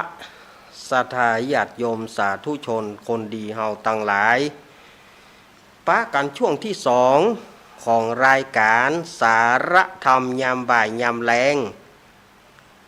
ในวันศุกร์วันที่5มกราคมเดือนใหม่เนอะวันที่5มกราคม2567 มาละมันจะลู่ไป66ตีๆกับศรัทธาญาติโยมกำอู้เฮามันจะลู่ไปมันใหม่แต่ความจริงเป็น2567มันจะลู่ไป66ตีๆกะมันจะคืนที่เก่ากะเปิ้นปีใหม่แล้วนะอีกะแต่ปีใหม่ของเมืองเฮาแท้ๆนั่นนะก็ยังบัดเตื้อเนอถ้าเขาบอกว่าปีนี้มันเป็นตัวเปิ้งเฮาเปลี่ยนตัวเปิ้งจะเป็นปีงูหลวงเป็นปีงูยังบัดเตื้อนะปีนักษัตริย์ตัวเปิ้งเฮานี่ก็ยังเป็นปีกระต่ายอยู่ 16 เมษายนปุ้น16 เมษายนปุ้นมันถึงจะเปลี่ยนทะเลิงศกปีนักษัตริย์ปีตัวเปิ้งเขาจะเปลี่ยนเป็นปีงูใหญ่ปีมะโรงเนาะตอนนี้ถ้าในตามปื้นเมืองเราก็ยังเป็นปีเถาะปีกระต่ายอยู่ยังบ่ใจปีงูเตื้อนะแต่เขาเอาตามสากลบ่ได้ตามสากลเปิ้นว่าขึ้นปีก็คือปีตัวเปิ้งเขาเปลี่ยนแต่ยังบ่ใจเตื้อจะต้องเมษาปุ้นเนอเมษาถ้าไผเกิดมกรานี้จะเป็นปีมะโรงยังบ่ใจเตื้อตัวเปิ้งงูยังบ่ใจเตื้อต้องหลังจากผู้ที่เกิดปีเดือนเมษา16 เมษานั่นถึงจะเปลี่ยนว่าเป็นปีงูใหญ่ได้เนาะศรัทธาญาติโยมอาตมาก็ได้มาปะศรัทธาญาติโยมก็นำเอาเรื่องราวในอดีตของตัวเก่าพ่องของส่วนรวมพ่องเนี่ยเอามามาจ๋าศรัทธาญาติโยมเพื่อได้ฟังกันว่ามันเป็นจะได้เรื่องราวบักเก่าบักนะพ่องประกอบเอาดองหน่อยเอาดองลำพ่องประกอบเอามากวนเนี่ยบัตานนะบัตานหน่อยๆนะบัใจบัตานขอนะบัตานน้อยถ้าบัตานขอนี่มันก็ไปเหมือนอย่างหนึ่งบัตานน้อยๆที่มันสุกใส่มงมังเนี่ยกับน้ำพริกน้ำเมาะสมัยอาตมาเขาเป็นละอ่อนนี่ไปเอาหลวเป็นเน้นน้อยนี่ไปเอาหลวพระเจ้าญาติโยมก็กินข้าวตอนแล้วไปเซาะบัตานขอพ่องเซาะบัตานหน่วยพ่องเมียอันนิ้วมือนี่นะป้อนเข้าป้อมได้พวกนะมือเหลวพวกเราเสี่ยงแหนมบัตานขอกองแหนมบัตานขอกองมือสถาญาติโยมระโมสังโฆมือเหลวมือไปห้อยสว่างเนี่ยแหนมบัตานหน่วยนะแหนมบัตานขอนะโอ้มือจะป้อนเข้าป้อมได้น่าใจไปจอบกับน้ำแกงบัดตะไปจอบกับน้ำแกงเนี่ยก็หุยป่อเหยแม่เหยเยอะ เนาะบัดเดียวนี่มันวิถีชีวิตก็มันเปลี่ยนไปไอ้ยังก็เปลี่ยนไปเหี่ยหมดก็เติงหาสมัยก้อนๆนะมันม่วนดีนะเนาะสมัยอาตมาเขาเป็นละอ่อนนี่นะโอ้จะโหเอี้ยนี่หน้านี่เปิ้นเริ่มปลูกบะเต้าแล้วหรอถ้าเมื่อใดบะเต้าจะโนยแต่ก้อนบ่มีรถจะมาขายยังบะเดียวนี่นะบะเต้าเข้าบะเต้ามีทางมีบะได้กินบะใจยามมันเจนได้จะเป็นบะเต้าเหือบะเต้าที่มันออกคนเดียวมันไปเปิ้นไปโต่งไปนาเพื่อจะเอามาฮื้อบะเต้าเหือนั่นนะวานเนี่ยลูกบะเต้าคนเดียวนะมันจังมีพ่องลำดีอ่ะก็บอกกันแน่เมื่อใดมันจะถึงยามมันหาเมื่อใดจะถึงปีใหม่ฮะใครอยากกินบะเต้าแต่ก่อนถ้าฟังเสียงจักจานต่อถ้าจักจานห้องนี่บะเต้าใกล้จะชุกละคนเท่าเปิ้นมีเมื่อของเปิ้นนะคนเท่าเปิ้นมีเมื่อของเปิ้นนะแม่เมื่อใดอยากกินบะเต้าคิงถ้าฟังจักจานฮะ ถ้าจักจานห้องเมื่อใดก็แสดงว่าอันบะเต้าจะได้สุกเมื่ออันนะโอ้ธรรมโมสังโฆบัดเดี๋ยวนะให้กินเวลาไหนก็ได้มันต้องมาเตือเจ้าบะแจ้งเตือมาแล้วนะครับบะเต้าปลา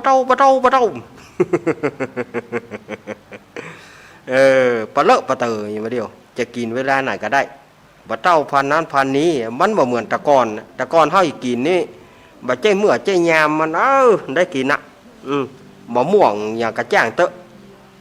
บ่ม่วงนี่ถ้าเจนได้บ่ถึงเดือน5เดือน6เดือน7นี่ได้กินนะ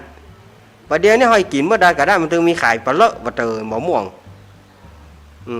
แต่มันบะลำนะมันบะหมี่บะม่วงคุม่วงคำม่วงเกี้ยวม่วงอย่างนั้นมันหมี่แล้วบะเดียวมันเขียมเนาะเหล่าคือสถาญาติโยมฟังอันนี้ก็สถาญาติโยมเปิ้นขอละครมา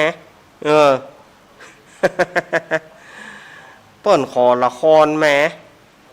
บ่ใช่ละครประกอบเพลงเนอะวันนี้บ่ได้เอาอุปกรณ์อย่างแม้หูก็มาเลยบ่ได้เอาอุปกรณ์อย่างแม้เพลงก็บ่ได้ตั้งเลยบอกแม้วันนี้เอาละครดาดเด้อเนอะตั้งยากมันตั้งยากเขาต้องใช้สมาธิคนเดียวเขาก่อนตั้งแล้วเขาอู้ตัวอย่างตัวมันบัดดูตั้งมาไปรบกวนเขาตัวถ้าเขาหูเขาตั้งคนเดียวเขาอ่านเกิดนะเขามีสมาธิคนเดียวเขา เอาบ่ศรัทธาญาติโยมอันนี้ก็เอาเรื่องเก่ามาเล่าใหม่เนอะละครเรื่องนี้นะเอาเรื่องจอมปลวกขี้หมาแห้งเป็นผลบทประพันธ์ของโยมป่อจอบจมูกแดง ศิลปินตลกแห่งวงดนตรีคณะสอศิลานาสมัย40 กว่าปีละป่อจอบจมูกแดงเพื่อกับบะหมี่ละเปิ้นเป็นดาวตลกของวงดนตรีสอศิลานาในเครือข่ายของคณะศรีสมเพชรเนาะสมัยก่อนเปิ้นเอามาเล่นละครอาตมาก็มาจำเปิ้นได้ก็เอามาเล่นก็จริงกับเรื่องเก่ามาเล่าใหม่นะศรัทธาญาติโยมเปิ้นก็คงได้ฟังหลายเตื้อละเรื่องของศึกพี่น้องนะศึกพี่น้องความอิจฉาริษยาตัวอ้ายข้าได้ของคนเดียวผลสุดท้ายบ่เหลือหยังเรื่องราวจะเป็นจะได้เจิญพบกับคณะลุงอ้ายและสหายณบัดนี้ชาวัดยีชาวีดัดคุณผู้ฟังที่เขายบมาเยอะยุงอ้ายเนาะมาเยอะชาวัดยีคุณผู้ฟังที่เขายบทุกท่านเนาะ ไปจะได้ลุงอ้ายวัดดีปีใหม่วัดดีปีใหม่เนาะยุงอ้ายกับใบใหญ่มาปะคุณผู้ฟังชักกำมายะ ช่วงปีใหม่ก็ไปใจว่างเฮาเฮ้ยงานฮั่นงานนี้เขาก็มาขอเฮ้ยยุงไอ้มาขอไปห้องขวานพ่องมาขอไปมัดมือพ่องปีใหม่นี่เนาะโอ้ยุงไอ้ก็เลยได้มาหนะอ้าวละครพร้อมเนาะละครพร้อมเนาะลุงไอ้เนาะไอ้ก้อนมาก่อนเชิญ สวัสดีครับไอ้สวัสดีป้าไอ้โบครับ ชาวบ้านจริงเนาะสวัสดีปีใหม่นะครับ โอ้ครับสวัสดีเนาะสวัสดีครับ คุณผู้ฟังสวัสดีปีใหม่ทุกท่าน สวัสดี ไอ้หนานก้อนมาแล้วครับ วันนี้ สวัสดีพี่หนังก้อนโบนะครับ สวัสดีบ่เฮ้ยสวัสดีพี่หนังก้อนโบบอลปีใหม่นะครับน่ะ วันนี้ละครเป็นเรื่องจอมปลวกขี้หมาแห้งเป็นละครเก่าเอามาเล่นทำไมเนอะ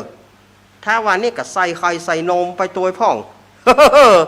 จะเป็นยังไงนะก็เชิญคุณผู้ฟังได้รับฟังกันหน้าบัดนี้เนอะ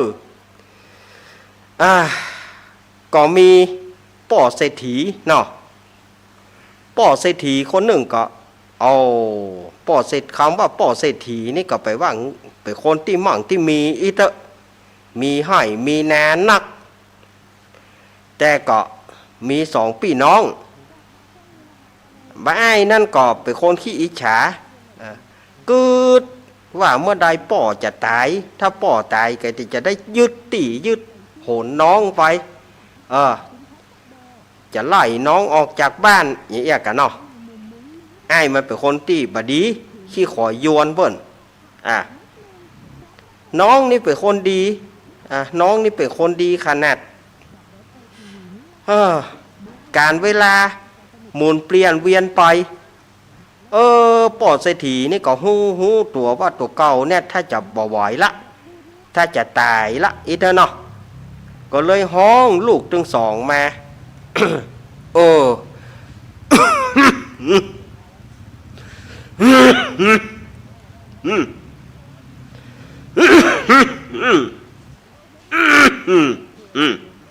ไอ้เฮยล่าเฮยมาหาป่อนี่กำยอหยังป่อมีหยังกะครับ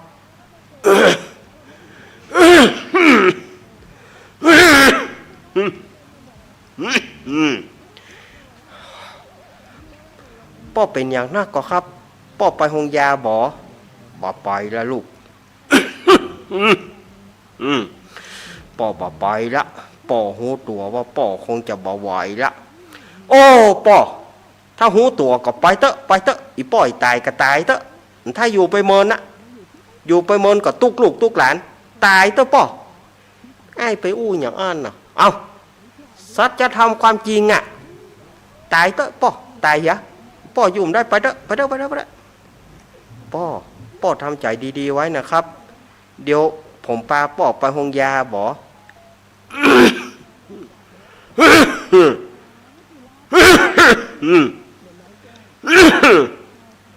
บ่ไปแล้วลูกเอ้ยป่อหูตัวว่าป่อคงอยู่บ่ได้แน่อยู่บ่ได้ก็ไปกับป่ออยู่ไม่หยังตึกไอ้ไปว่าอันกะอินดูป่อบ่ได้อินดูเท่าแล้วก็ตายได้กับป่อป่ออยู่ได้ไปเถอะถ้าทรมาน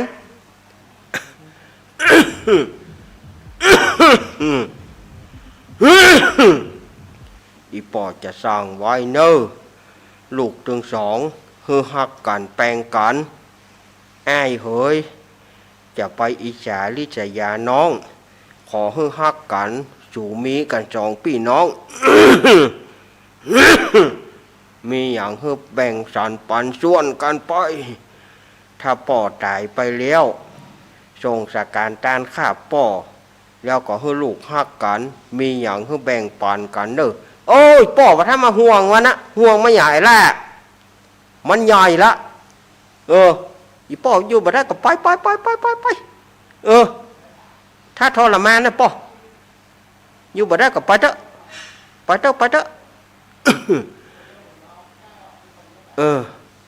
่อก็ห่วงแต่ไอ้ล่านั่นนะกลัวว่ามึงจะจางมันนะมันใจละอ่อนแล้วอีป่อห่วงมันหยังไปเถอะป่อบ่ต้องห่วงผมนะครับไปจะได้ผมก็อยู่กับไอ้เนี่ยครับป่อหูมันว่ามันจะบ่ฮักมึงแต่ล่าเฮ้ยอีป่อจะไปห่วงนะอีป่อจะไปห่วงไปอีป่ออยู่บ่ได้ก็ตายฮะตายเถอะป่อตายอีป่อมถ้าอยู่ไปเหงาตายเถอะ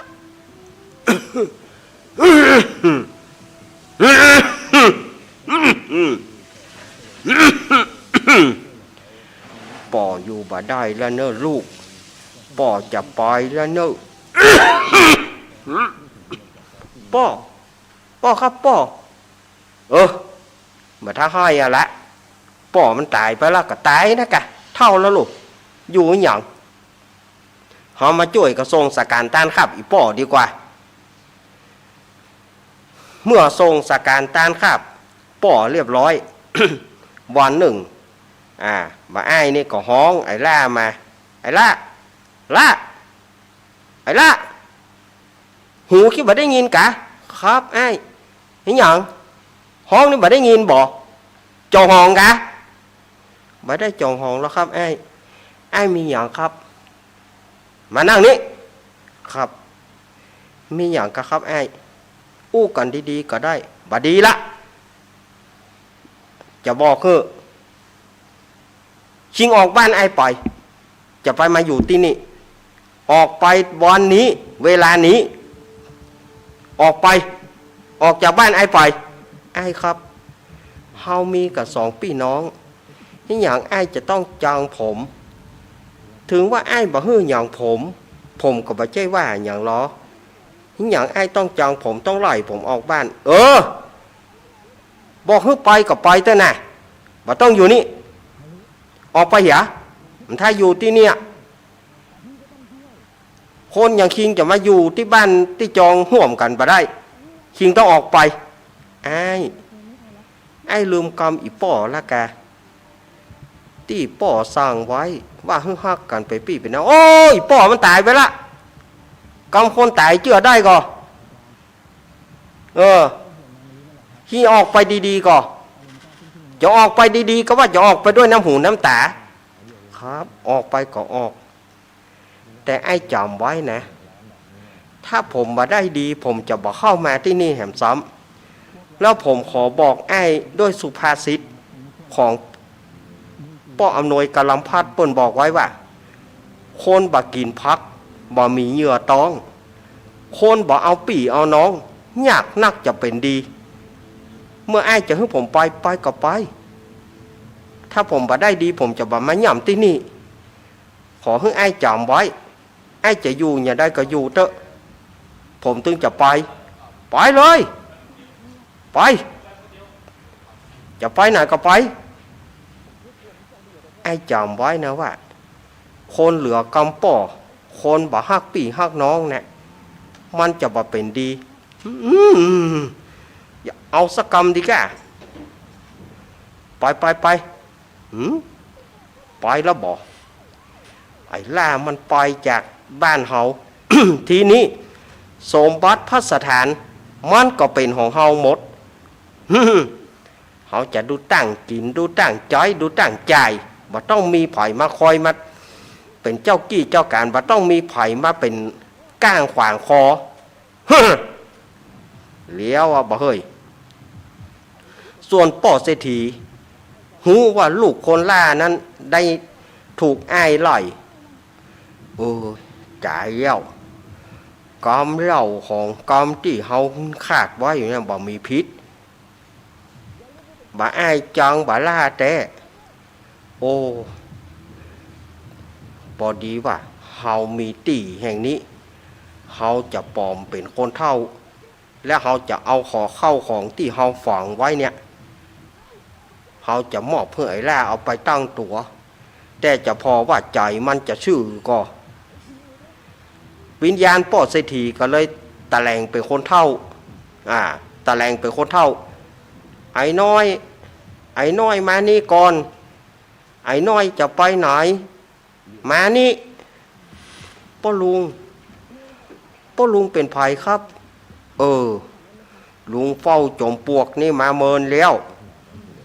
ได้หลายกับหลายก็ได้หลายปีหลายแรงแล้ว แต่ว่า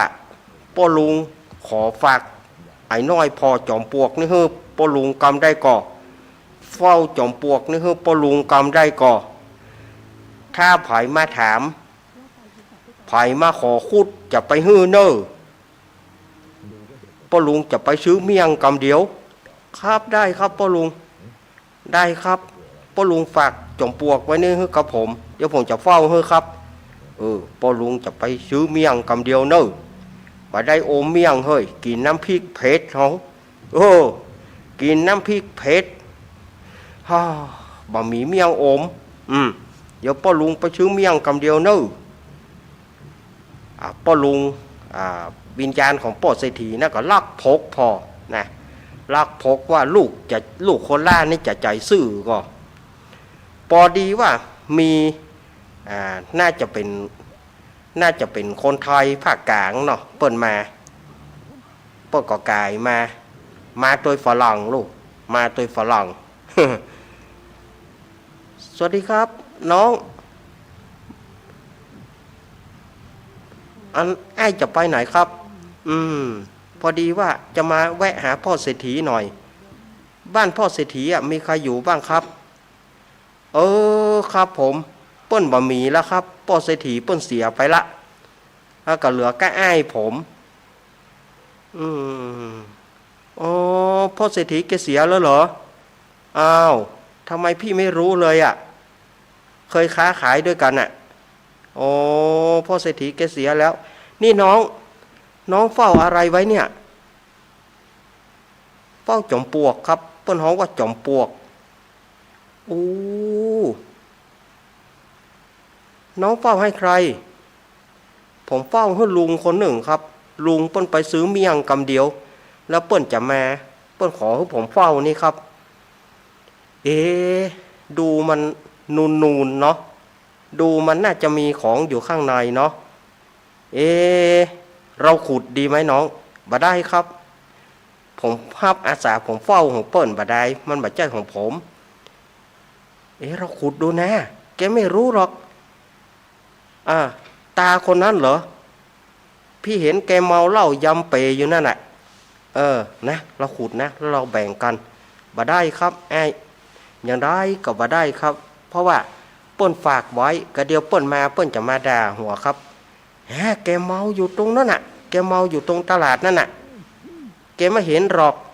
นะเราช่วยกันขุดนะขุดแล้วถ้ามีอะไรเราแบ่งกันบ่ได้ครับบ่ได้ครับผมฮับปากเปิ้นแล้วผมบอกขุดครับเราขุดดูแค่นั้นเองถ้าไม่มีเราก็ไม่เอา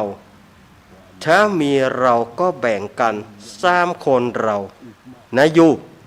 บ่ได้ครับมันบ่ใช่ของมันเป็นของเปิ้นฮับเฝ้าเปิ้นเดี๋ยวเปิ้นจะมาด่าได้กะเราแค่ขุดดูแค่นั้นก็ไม่ได้หรือบ่ได้ครับ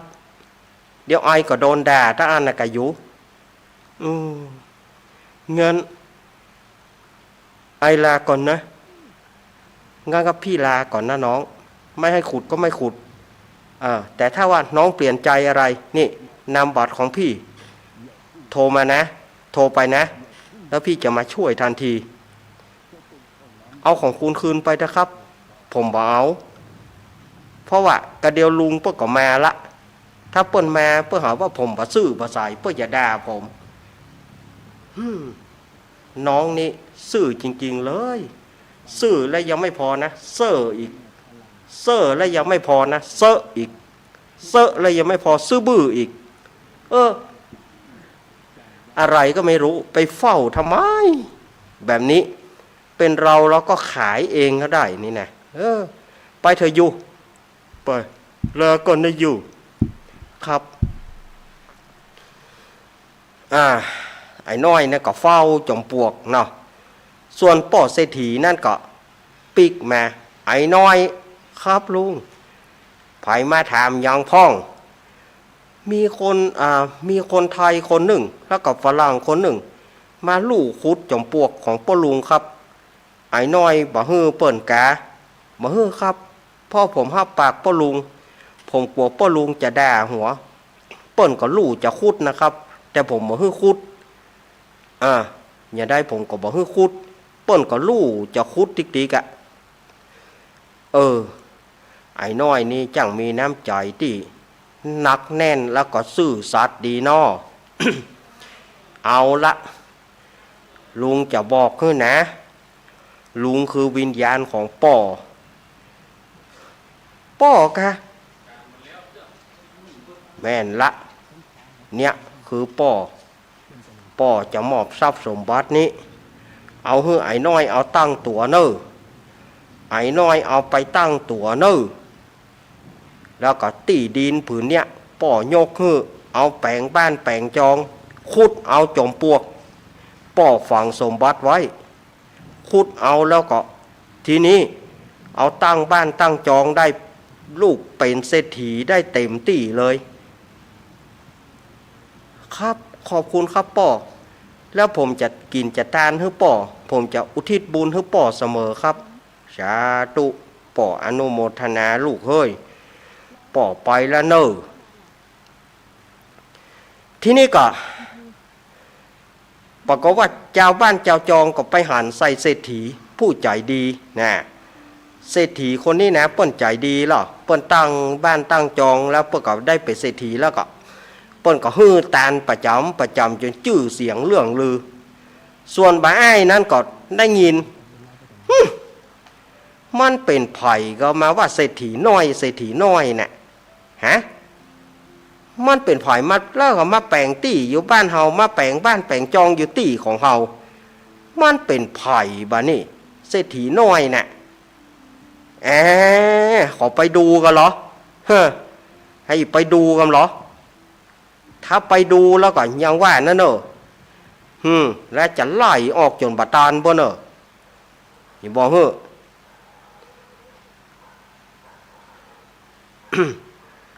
ว่ามาอ้ายนี่ก็ไปหรอไปบ้านเศรษฐีน้อยนั่นนะคนใจเฝ้าหน้าประตูมาหาภัยครับมาหาภัยครับไอคนใจโอ้ยหยาบคายยังบอกอู้กันดีๆครับดีอย่างคิงไปแค่คนใจไอเจ้านายคิงมีไหนโอ้ยหยาบคาย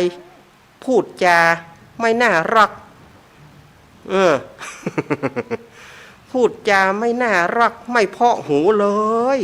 คนใจก็มีหัวใจนะครับบ่ต้องถามบ่ต้องอู้อย่างนักไปบอกเจ้านายคิงมาให้อยากจะปะอยากจะปะเจ้านายผมกะครับรอสักครู่เดี๋ยวผมปิกมาแต่ถ้าว่าเจ้านายผมนี่เปิ้นบ่ชอบคนหยาบคายนะครับนะไปเถอะไปบอกเจ้านายมาอู้นักกันลูกกุยหน่ำมึงเฮ้ยหยาบคายวะคนนี้ นายน้อยครับนายน้อยครับว่าจะได้มีคนต้องการปะนายน้อยครับหูจักก็เปิ้นเป็นไผผมบ่ฮู้ครับว่าจะหยาบคายบ่เหมือนเจ้านายของผมเจ้านายของผมอู้ม่วนอู้งอนอันนี้อู้อย่างก็โทคู่จะเตะจะตีครับแล้วก็ยังบอกคือเปิ้นนะว่าเฮาบ่อยู่เปิ้นจะขอปะเจ้านายให้ได้ครับบ่ฮู้ว่าเปิ้นเป็นไผครับกำเดียวเนอะเดี๋ยวเฮาจะไปปะเปิ้นเองขอบคุณเนอะครับไปทำหน้าที่เถอะไปบัดถ้าเฝ้าประตูมีการอันใดก็ไปเนี่ยการเถอะไปครับ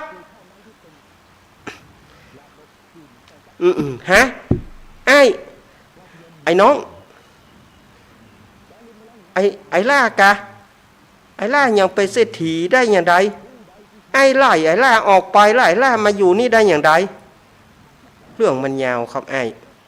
เจิญเข้ามาบ้านก่อนครับเจิญเข้ามาบ้านก่อน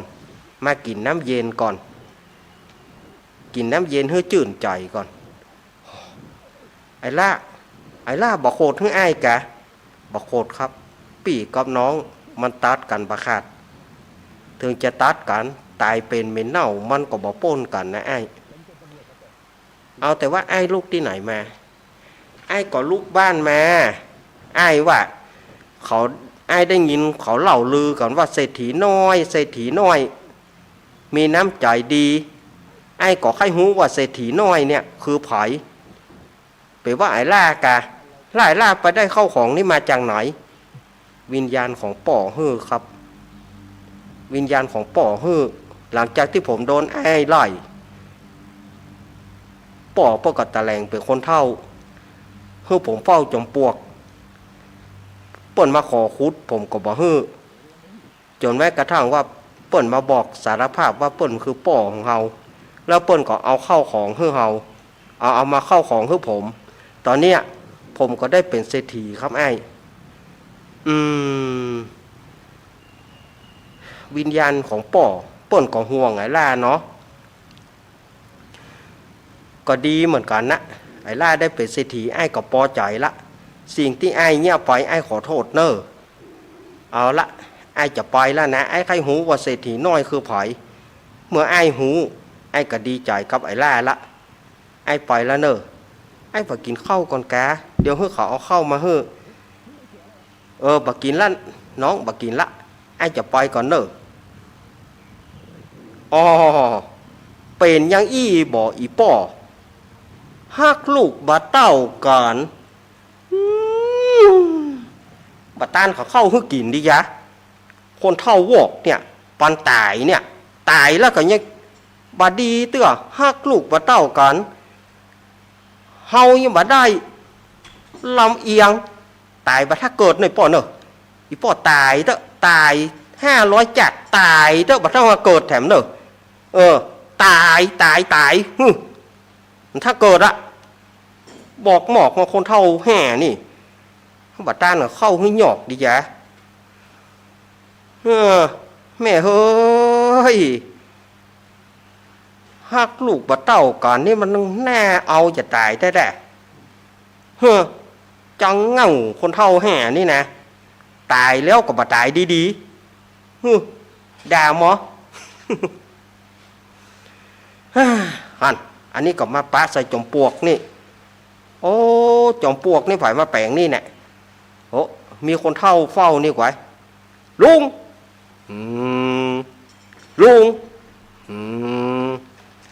อย่างนั้นลุงว่าได้โอ้ลุงนี่หูว่าดีกว่าใหญ่ๆเนี่ยอย่าตบหูเนอะก็ลุงมาเฝ้าอย่างนี้ลุงเฝ้านี่เมินละไอ้น้อยเฮ้ยลุงขอไอ้น้อยเฝ้านี่กำเดียวได้ก่อไปไหนลุงจะไปซื้อเมี่ยงกำเดียวกินข้าวกับน้ำพริกเผ็ดเฮ้ยบ่มีเมี่ยงโอมกะเดียวลุงจะไปนี่กำเดียวไปซื้อเมี่ยงกำเดียวเนอะ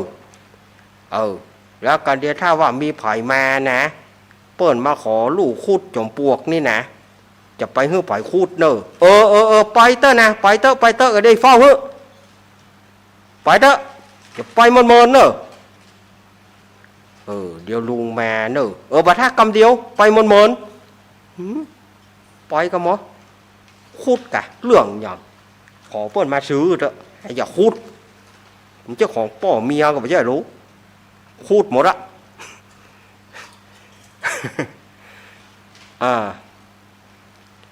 เฮ้ยจอมปลวกนี่ยังอยู่เว้ยอยู่จอมปลวกนี่ยังอยู่เหรอเราไปถามเขาดูได้ไหม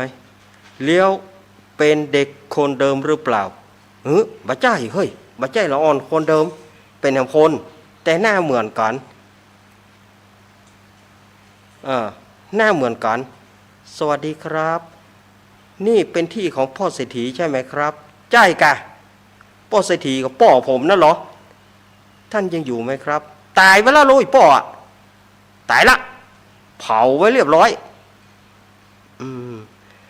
น้องเฝ้าอะไรอยู่เนี่ยจอมปลว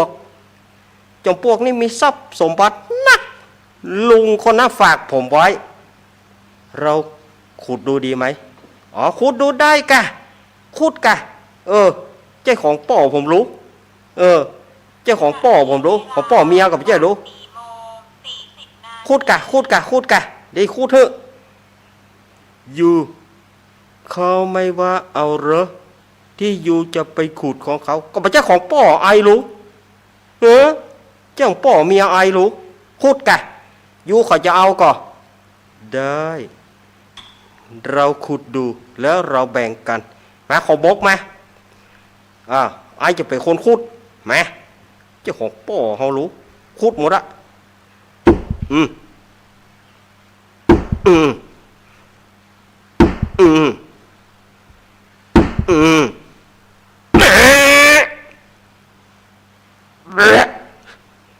อะไรอยู่กอขี้หมาแห้งตายแห่แล้ววะเฮ้ยลุงแห่นี่จุแห่กันแน่ไม่ไหนปูแห่น่ะไอ้สอนขอเล่นมอมีกากองขี้หมาแห้งอ้าวนี่แกโกหกฉันเหรอแกโกหกฉันว่ามีข้าวของเงินทองไม่ใช่เหรอก็เขาว่าอ่านแน่ก็ผมก็ว่าตัวเขาอ้าวแกคิดไม่ซื่อนี่แกหลอกฉันนี่งั้นแกตาย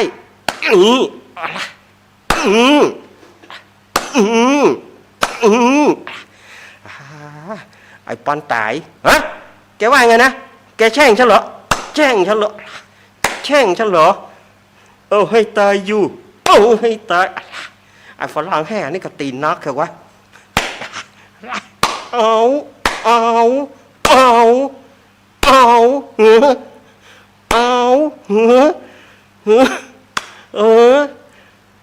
ไม่อย่ารอดไปหน่อย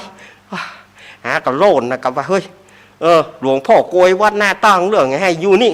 ปล่อยแล้วเนอะปีกมาก่อนกลับมารับสามัคคีบาทาก่อนขนเหงาได้ก็อยู่คือขิง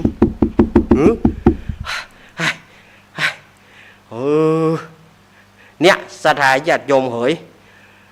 โลภมากก็ลาภหายผลสุดท้ายก็การเป็นเศรษฐีก็การน้องอ้ายก็เหลือก้าขี้จอนในที่สุดก็ไปเปิ่งน้องน้องก็เฮือตั้งเนื้อตั้งตัวแถมใหม่เนี่ยเนอเงินทองบอกเข้าไผออกไผมีการโลภมีการลู่การจริงกันหัวท้ายก็มาได้อย่างดีเนอะละครจบไปแล้วเนอะละครจบไปพอดีเนาะศรัทธาญาติโยมพ่อแม่พี่น้องขอบคุณลุงง่ายและสหายเนอะขอบคุณยังยักเนอะขอบคุณยังยักเนอะขอบคุณลุงไอโวนั่นกำกะยุงชองกำกะยุงเจ้าอย่างใหญ่ยุงเนี่ยใหญ่กะตีกระบอกมาก็ยกให้ฮับปัจจุบันก่อนฮับปัจจุบันก่อนมาจ้ะให้ฮับปัจจุยะมาเยอะอย่างใดคนเท่าเนี่ยฮับประตูแล้วตาฝนแม่เนี่ยจริงเข้ามาให้ฮับปัจจุเย้า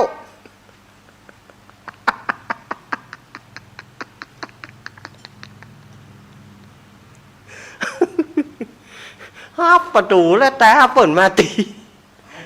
เอาเที่ยวหลอดบอกมันมีการเงือก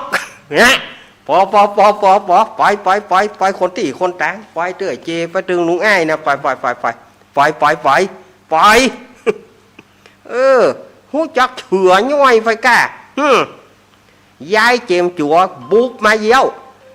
บุบnhàลุงจกโตเดี๋ยวว่าไล่เต็มตัวบุบเสือจกโตเนาะเล่นกับปองม่วนปองงานนอกสถานญาติโยมคลายเครียดไป เอาวันพรุ่งนี้ก็ปะกับอาตมาที่104เนอ104ธรรมะคลายเครียดภาคกลางคืน3 ทุ่มถึงเที่ยงคืนก็ปะกันอาตมากับช่วงนี้ก็ขี้อันนี้นะอาตมาก็ขี้แหละหน่อยนะอยู่ก็เปิ่นบอกค่อยครบเทอมเฮ้ยมันมีการมีงานมันมีการมีงานอาตมาก็บ่จ้างเนี่ยใดเนาะก็อยู่ตัวเปิ่นก็บอกค่อยครบเทอมนะสุมาตัวเนอสุมาตัวเนอวะอ้าวอาตมาจะวางสายพอเนอะเหลือเวลาแถมประมาณ8-9 นาทีเหลือเวลา15 นาทีอ้าวพายจะโทรมาอาตมาโทรมาได้เนอะ089-214-0135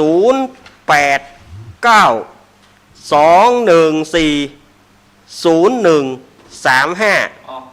ตะกี้ลุงบอกกินน้ำ ก็เดี๋ยวก่อนมันนี้ก่อนไว้นี่ก็เดียวกันปุ๊บให้มันจบแต่ก่อนมันย่างกลางตางบ่ได้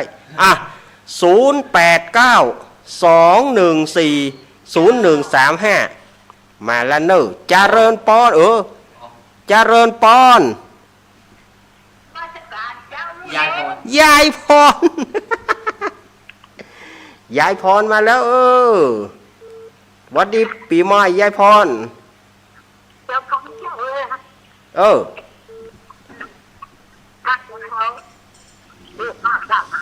น่ะแต่อะไรยายพรแต่รวยล่ำปอน่ากันเนาะยายพรนี่แหนะก็เติงหาเสมอเนอะ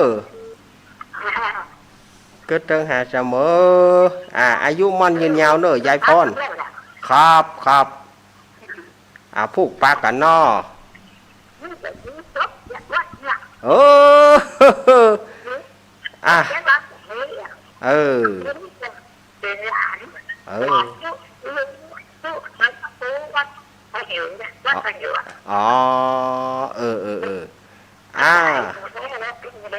ครับแสดงความเสียใจเปิ้นตัวเนอะยายพรเนอะแสดงความเสียใจเปิ้นตัวเนอะครับ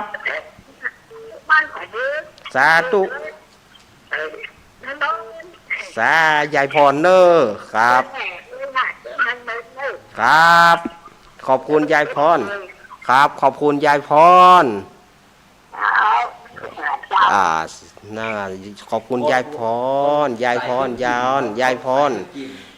พรร้องงัวแดงสั่นกำแพงเชียงใหม่มาแล้วเนอะเจริญปอนสวัสดีปีใหม่อาจารย์นะแม่กรมาแล้วแม่กรสวัสดีเจด้วยนะจ๊ะจ้าเหนื่อยไหมอันเล่นละครเหนื่อยคนดีเหนื่อยแล้วเกินไม่ให้เจเล่นเป็นอันน้องคนเล็กกันถ้าเขาคล่องก็จะให้เป็นแต่ขอช่วยก็บอกว่าว่ามันช่วยไม่ได้ไอ้พันปีใหม่ขอให้สุขภาพสมบูรณ์แข็งแรงนะจ๊ะขอบคุณแม่กรมั่นยืนยาวไร้เศร้ากับป้อแล้วเนาะขอบคุณแม่กรเดี๋ยวถามเรื่องยมแม่ก่อนสบายดีแล้วแม่กรสบายดีละจ้าครับผมจ้าขอให้ท่านอายุมั่นยืนยาวเนาะครับจ้าสวัสดีจ้าพอดีเลิกงานเพิ่งมาได้ยินพอดีขอบคุณแม่กรจ้าสวัสดีจ้าครับเป็นพรุ่งนี้เนาะครับพรุ่งนี้เจอกันแม่กรพรุ่งนี้เจอกันครับแม่กรกำมลเขยกลางเนี่ยมาละเจริญปอนอยู่ตังได้แม่มันมีวันที่ของงานมาละฟังเฮามาละแม่ไม่อายนั้นแต่มาไปเปิดกระเจ้าว่าที่จำไปได้มาหยังโยมแม่ป่วย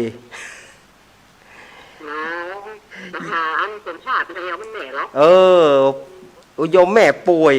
เลยบ่ได้มาเลยแม่เพราะว่า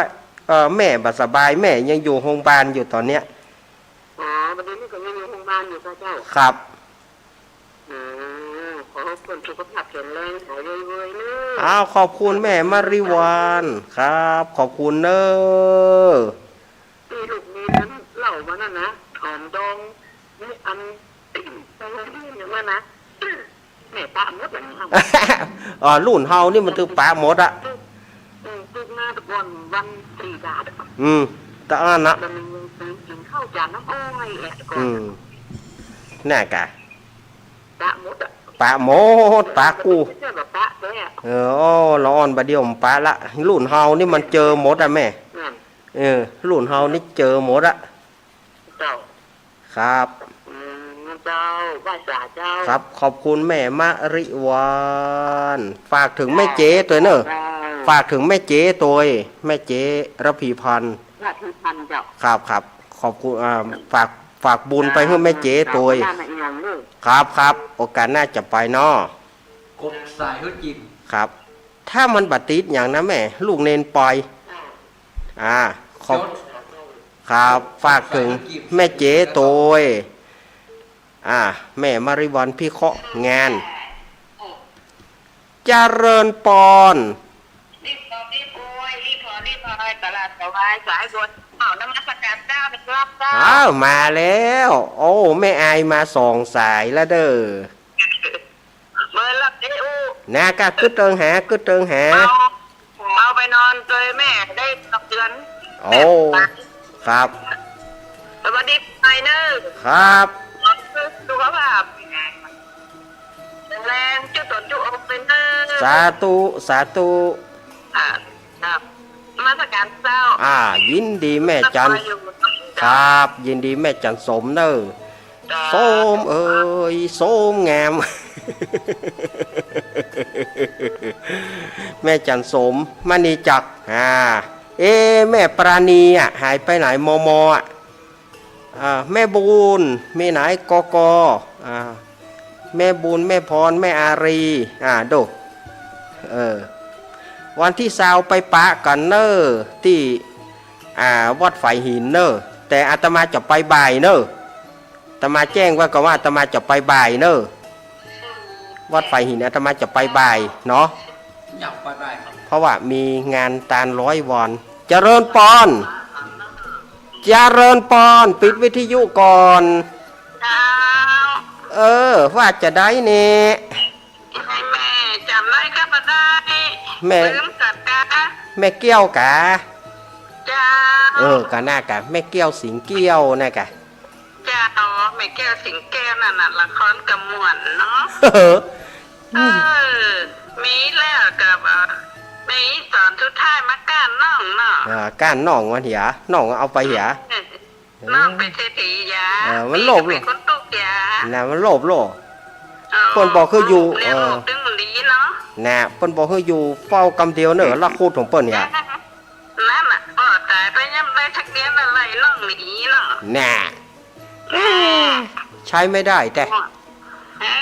ใช้ไม่ได้ไม่แก้วเนาะ เจ้าแม่เป็นกำลังใจให้เต้ลูกเด้อ อ้าวขอบคุณ เจ้าสวัสดีปีใหม่ด้วย วัดดีปีใหม่เนอะยินดีแม่แก้วเนอะเจ้าเจ้าโอ้ แม่แก้วกดสายฮึดจิมสายอื่นแต่ได้เข้า อีแม่ฟ้องเปิดแต่กับวิทยุแม่ใจเย็นๆก่อน แม่แก้วไม่หนาครับกดสายฮึดจิมสายอื่นแต่ได้เข้าก ดวางเลยกดเลยมาเสียเวลามันใช่เนี่ยมีอยู่กอหา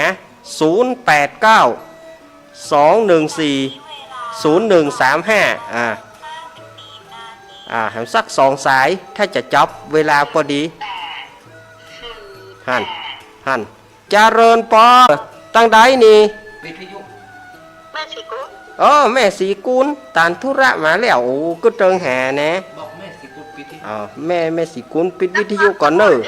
ม่วนเนาะ เจ้า น่ะมันให้ว่าเขา มันไม่ได้อย่าง น่ากะมันให้นะ สีเองมาตอน เฮ้มันให้นะ มันฝากไปยังไม่จะขายตัวพวกตัวเด็ก เนี่ยมันซ่อหาตีมัน เจ้าหาดีเนาะ เนี่ยมันอยู่ดีมันว่าดี แล้วมันเท่าไหร่พวกมันแหม ปนไหลสามหัว แต่กันยังหัวหู ยินดีแม่สีกุลเนอะแม่สีกุลบ่แบดมดก่อนอย่างสักอย่างนี่แม่เหย บอลลูน แวบเดียว เสียงเวลาเดินอยู่ กดเถอะก เม ด สซิโกนวางกดวางคือจีม นั่นโหยแม่มีปัญหาเนอะแม่เนอะบ่ใจว่าไปตั้งลูกเนนเพื่อนเนอะมีอยู่ก็ สายสุดท้าย สายสุดท้ายเนอะสุดท้ายตายสุดเดี๋ยวอาตมาจะวองแล้วเด้อมีก็มีโทรเข้ามา อินดูสายจอมตองเขาได้สายจอมตองเวียงหนองร่องฮั่นเจริญปอน เอาจากทางใดแม่ แม่อยู่ลำปางเจ้า แม่หยัง แม่ส่งกินอยู่บ้านไซทอง โอ้บ้านทรายทองโอ้บ้านพจมานนั่นเนาะ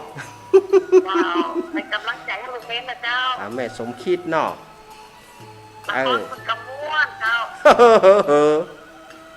ตั้งในหัวคนเดียวคนแบบนี้มันต้องเจอกันนั่นนะเจ้าเนาะ เนาะมันดีโลก ปีใหม่แล้วขอให้ยกแม่ของลูกเมนทั้งหลายดีๆนะเจ้าเด้อ ครับยินดีแม่เนอ สุขภาพร่างกายแข็งแรง ครับก็ได้กำลังใจจากแม่เขานั่นเนาะเนอ เจ้า ยินดีแม่ รักษาสุขภาพไปเด้อ เอาขอบคุณ เจ้าคอยสารนะเจ้า ครั เด้ บข อ อบคุณเอาละเวลาหมดแต่ละกรรมใดที่อาตมาเขาอู้ไปมันเป็นกรรมเล่นกรรมหนัวมันเป็นกรรมที่บ่ม่วนอย่างใดก็ขอสุมาอภัยญาติโยมเนอะวันอังคารถ้าบ่มีอะไรหยังถ้าแม่ของอาตมาสบายดีอาตมาก็จะมาดำเนินรายการเนาะถ้าหากว่าโยมแม่ของอาตมาเปิ้นยังบ่ยังแควนก็คงจะต้องฝากหลวงลุงไว้หรือว่าท่านมหาสมชาติไว้อาจจะได้นิมนต์เปิ้นแตนไปกาอย่างใดกาช่วงนี้ก็ดูก่อนเนาะถ้าว่าแม่สบายอาตมาก็ดูต่างนะถ้าเปิ้นสบายเฮาก็หายกังวลสถาญาติโยมเฮาก็ดูต่างได้สเต็ปของเฮาไปถ้าเปิ้นบ่สบายเฮาก็บ่ม่วนใจแต่มันกึดอย่างบ่ออกนะอกติบใจตานได้แม่แต่ ขอบคุณทุกสถานีเนอะที่เปิ้นได้ลิงก์สัญญาณในภาคไปวันนี้แล้วก็แห่งกรรมเนอะเนาะงานของพระเดชพระคุณหลวงพ่อสถิตสารคุณเพื่อจะตั้งทำ17 กับ 18เนอะก็ไปปะกันปุนเนอะสถาญาติโยมเอาไปฟังเสียงภัยจะเป็นพระเอกเสียงภัยจะเสียงครูบาอาจารย์จะม่วนปานได้ฟังกันไปวันที่17 18ก้อยปะกันเนอะวันนี้อาตมาภาพขออ้างเอาคุณพระศรีรัตนตรัยสิ่งศักดิ์สิทธิ์ทั่วฟ้าสากลโลกจงอภิบาลรักษาญาติโยมอันเป็นที่เคารพนับถือของอาตมากุท่านเพื่อได้อยู่ดีมีสุขพ้นจากอุปัฏฐวกังวลอันตรายอย่าได้มาแผ่วพานเคาะหลังจงหนีหน้าเคาะหน้าจงถอยหลังจะไปมาใกล้มาไกลมีแต่สิ่งที่ดีที่งามไว้กับญาติโยมในปี2567นี้นั่นจุงจักมีอภิวาทานาสีริสานิจังวุธาปจายโนจัตตารโรธรรมวัฏันติอายุวโนสุขังพระลัง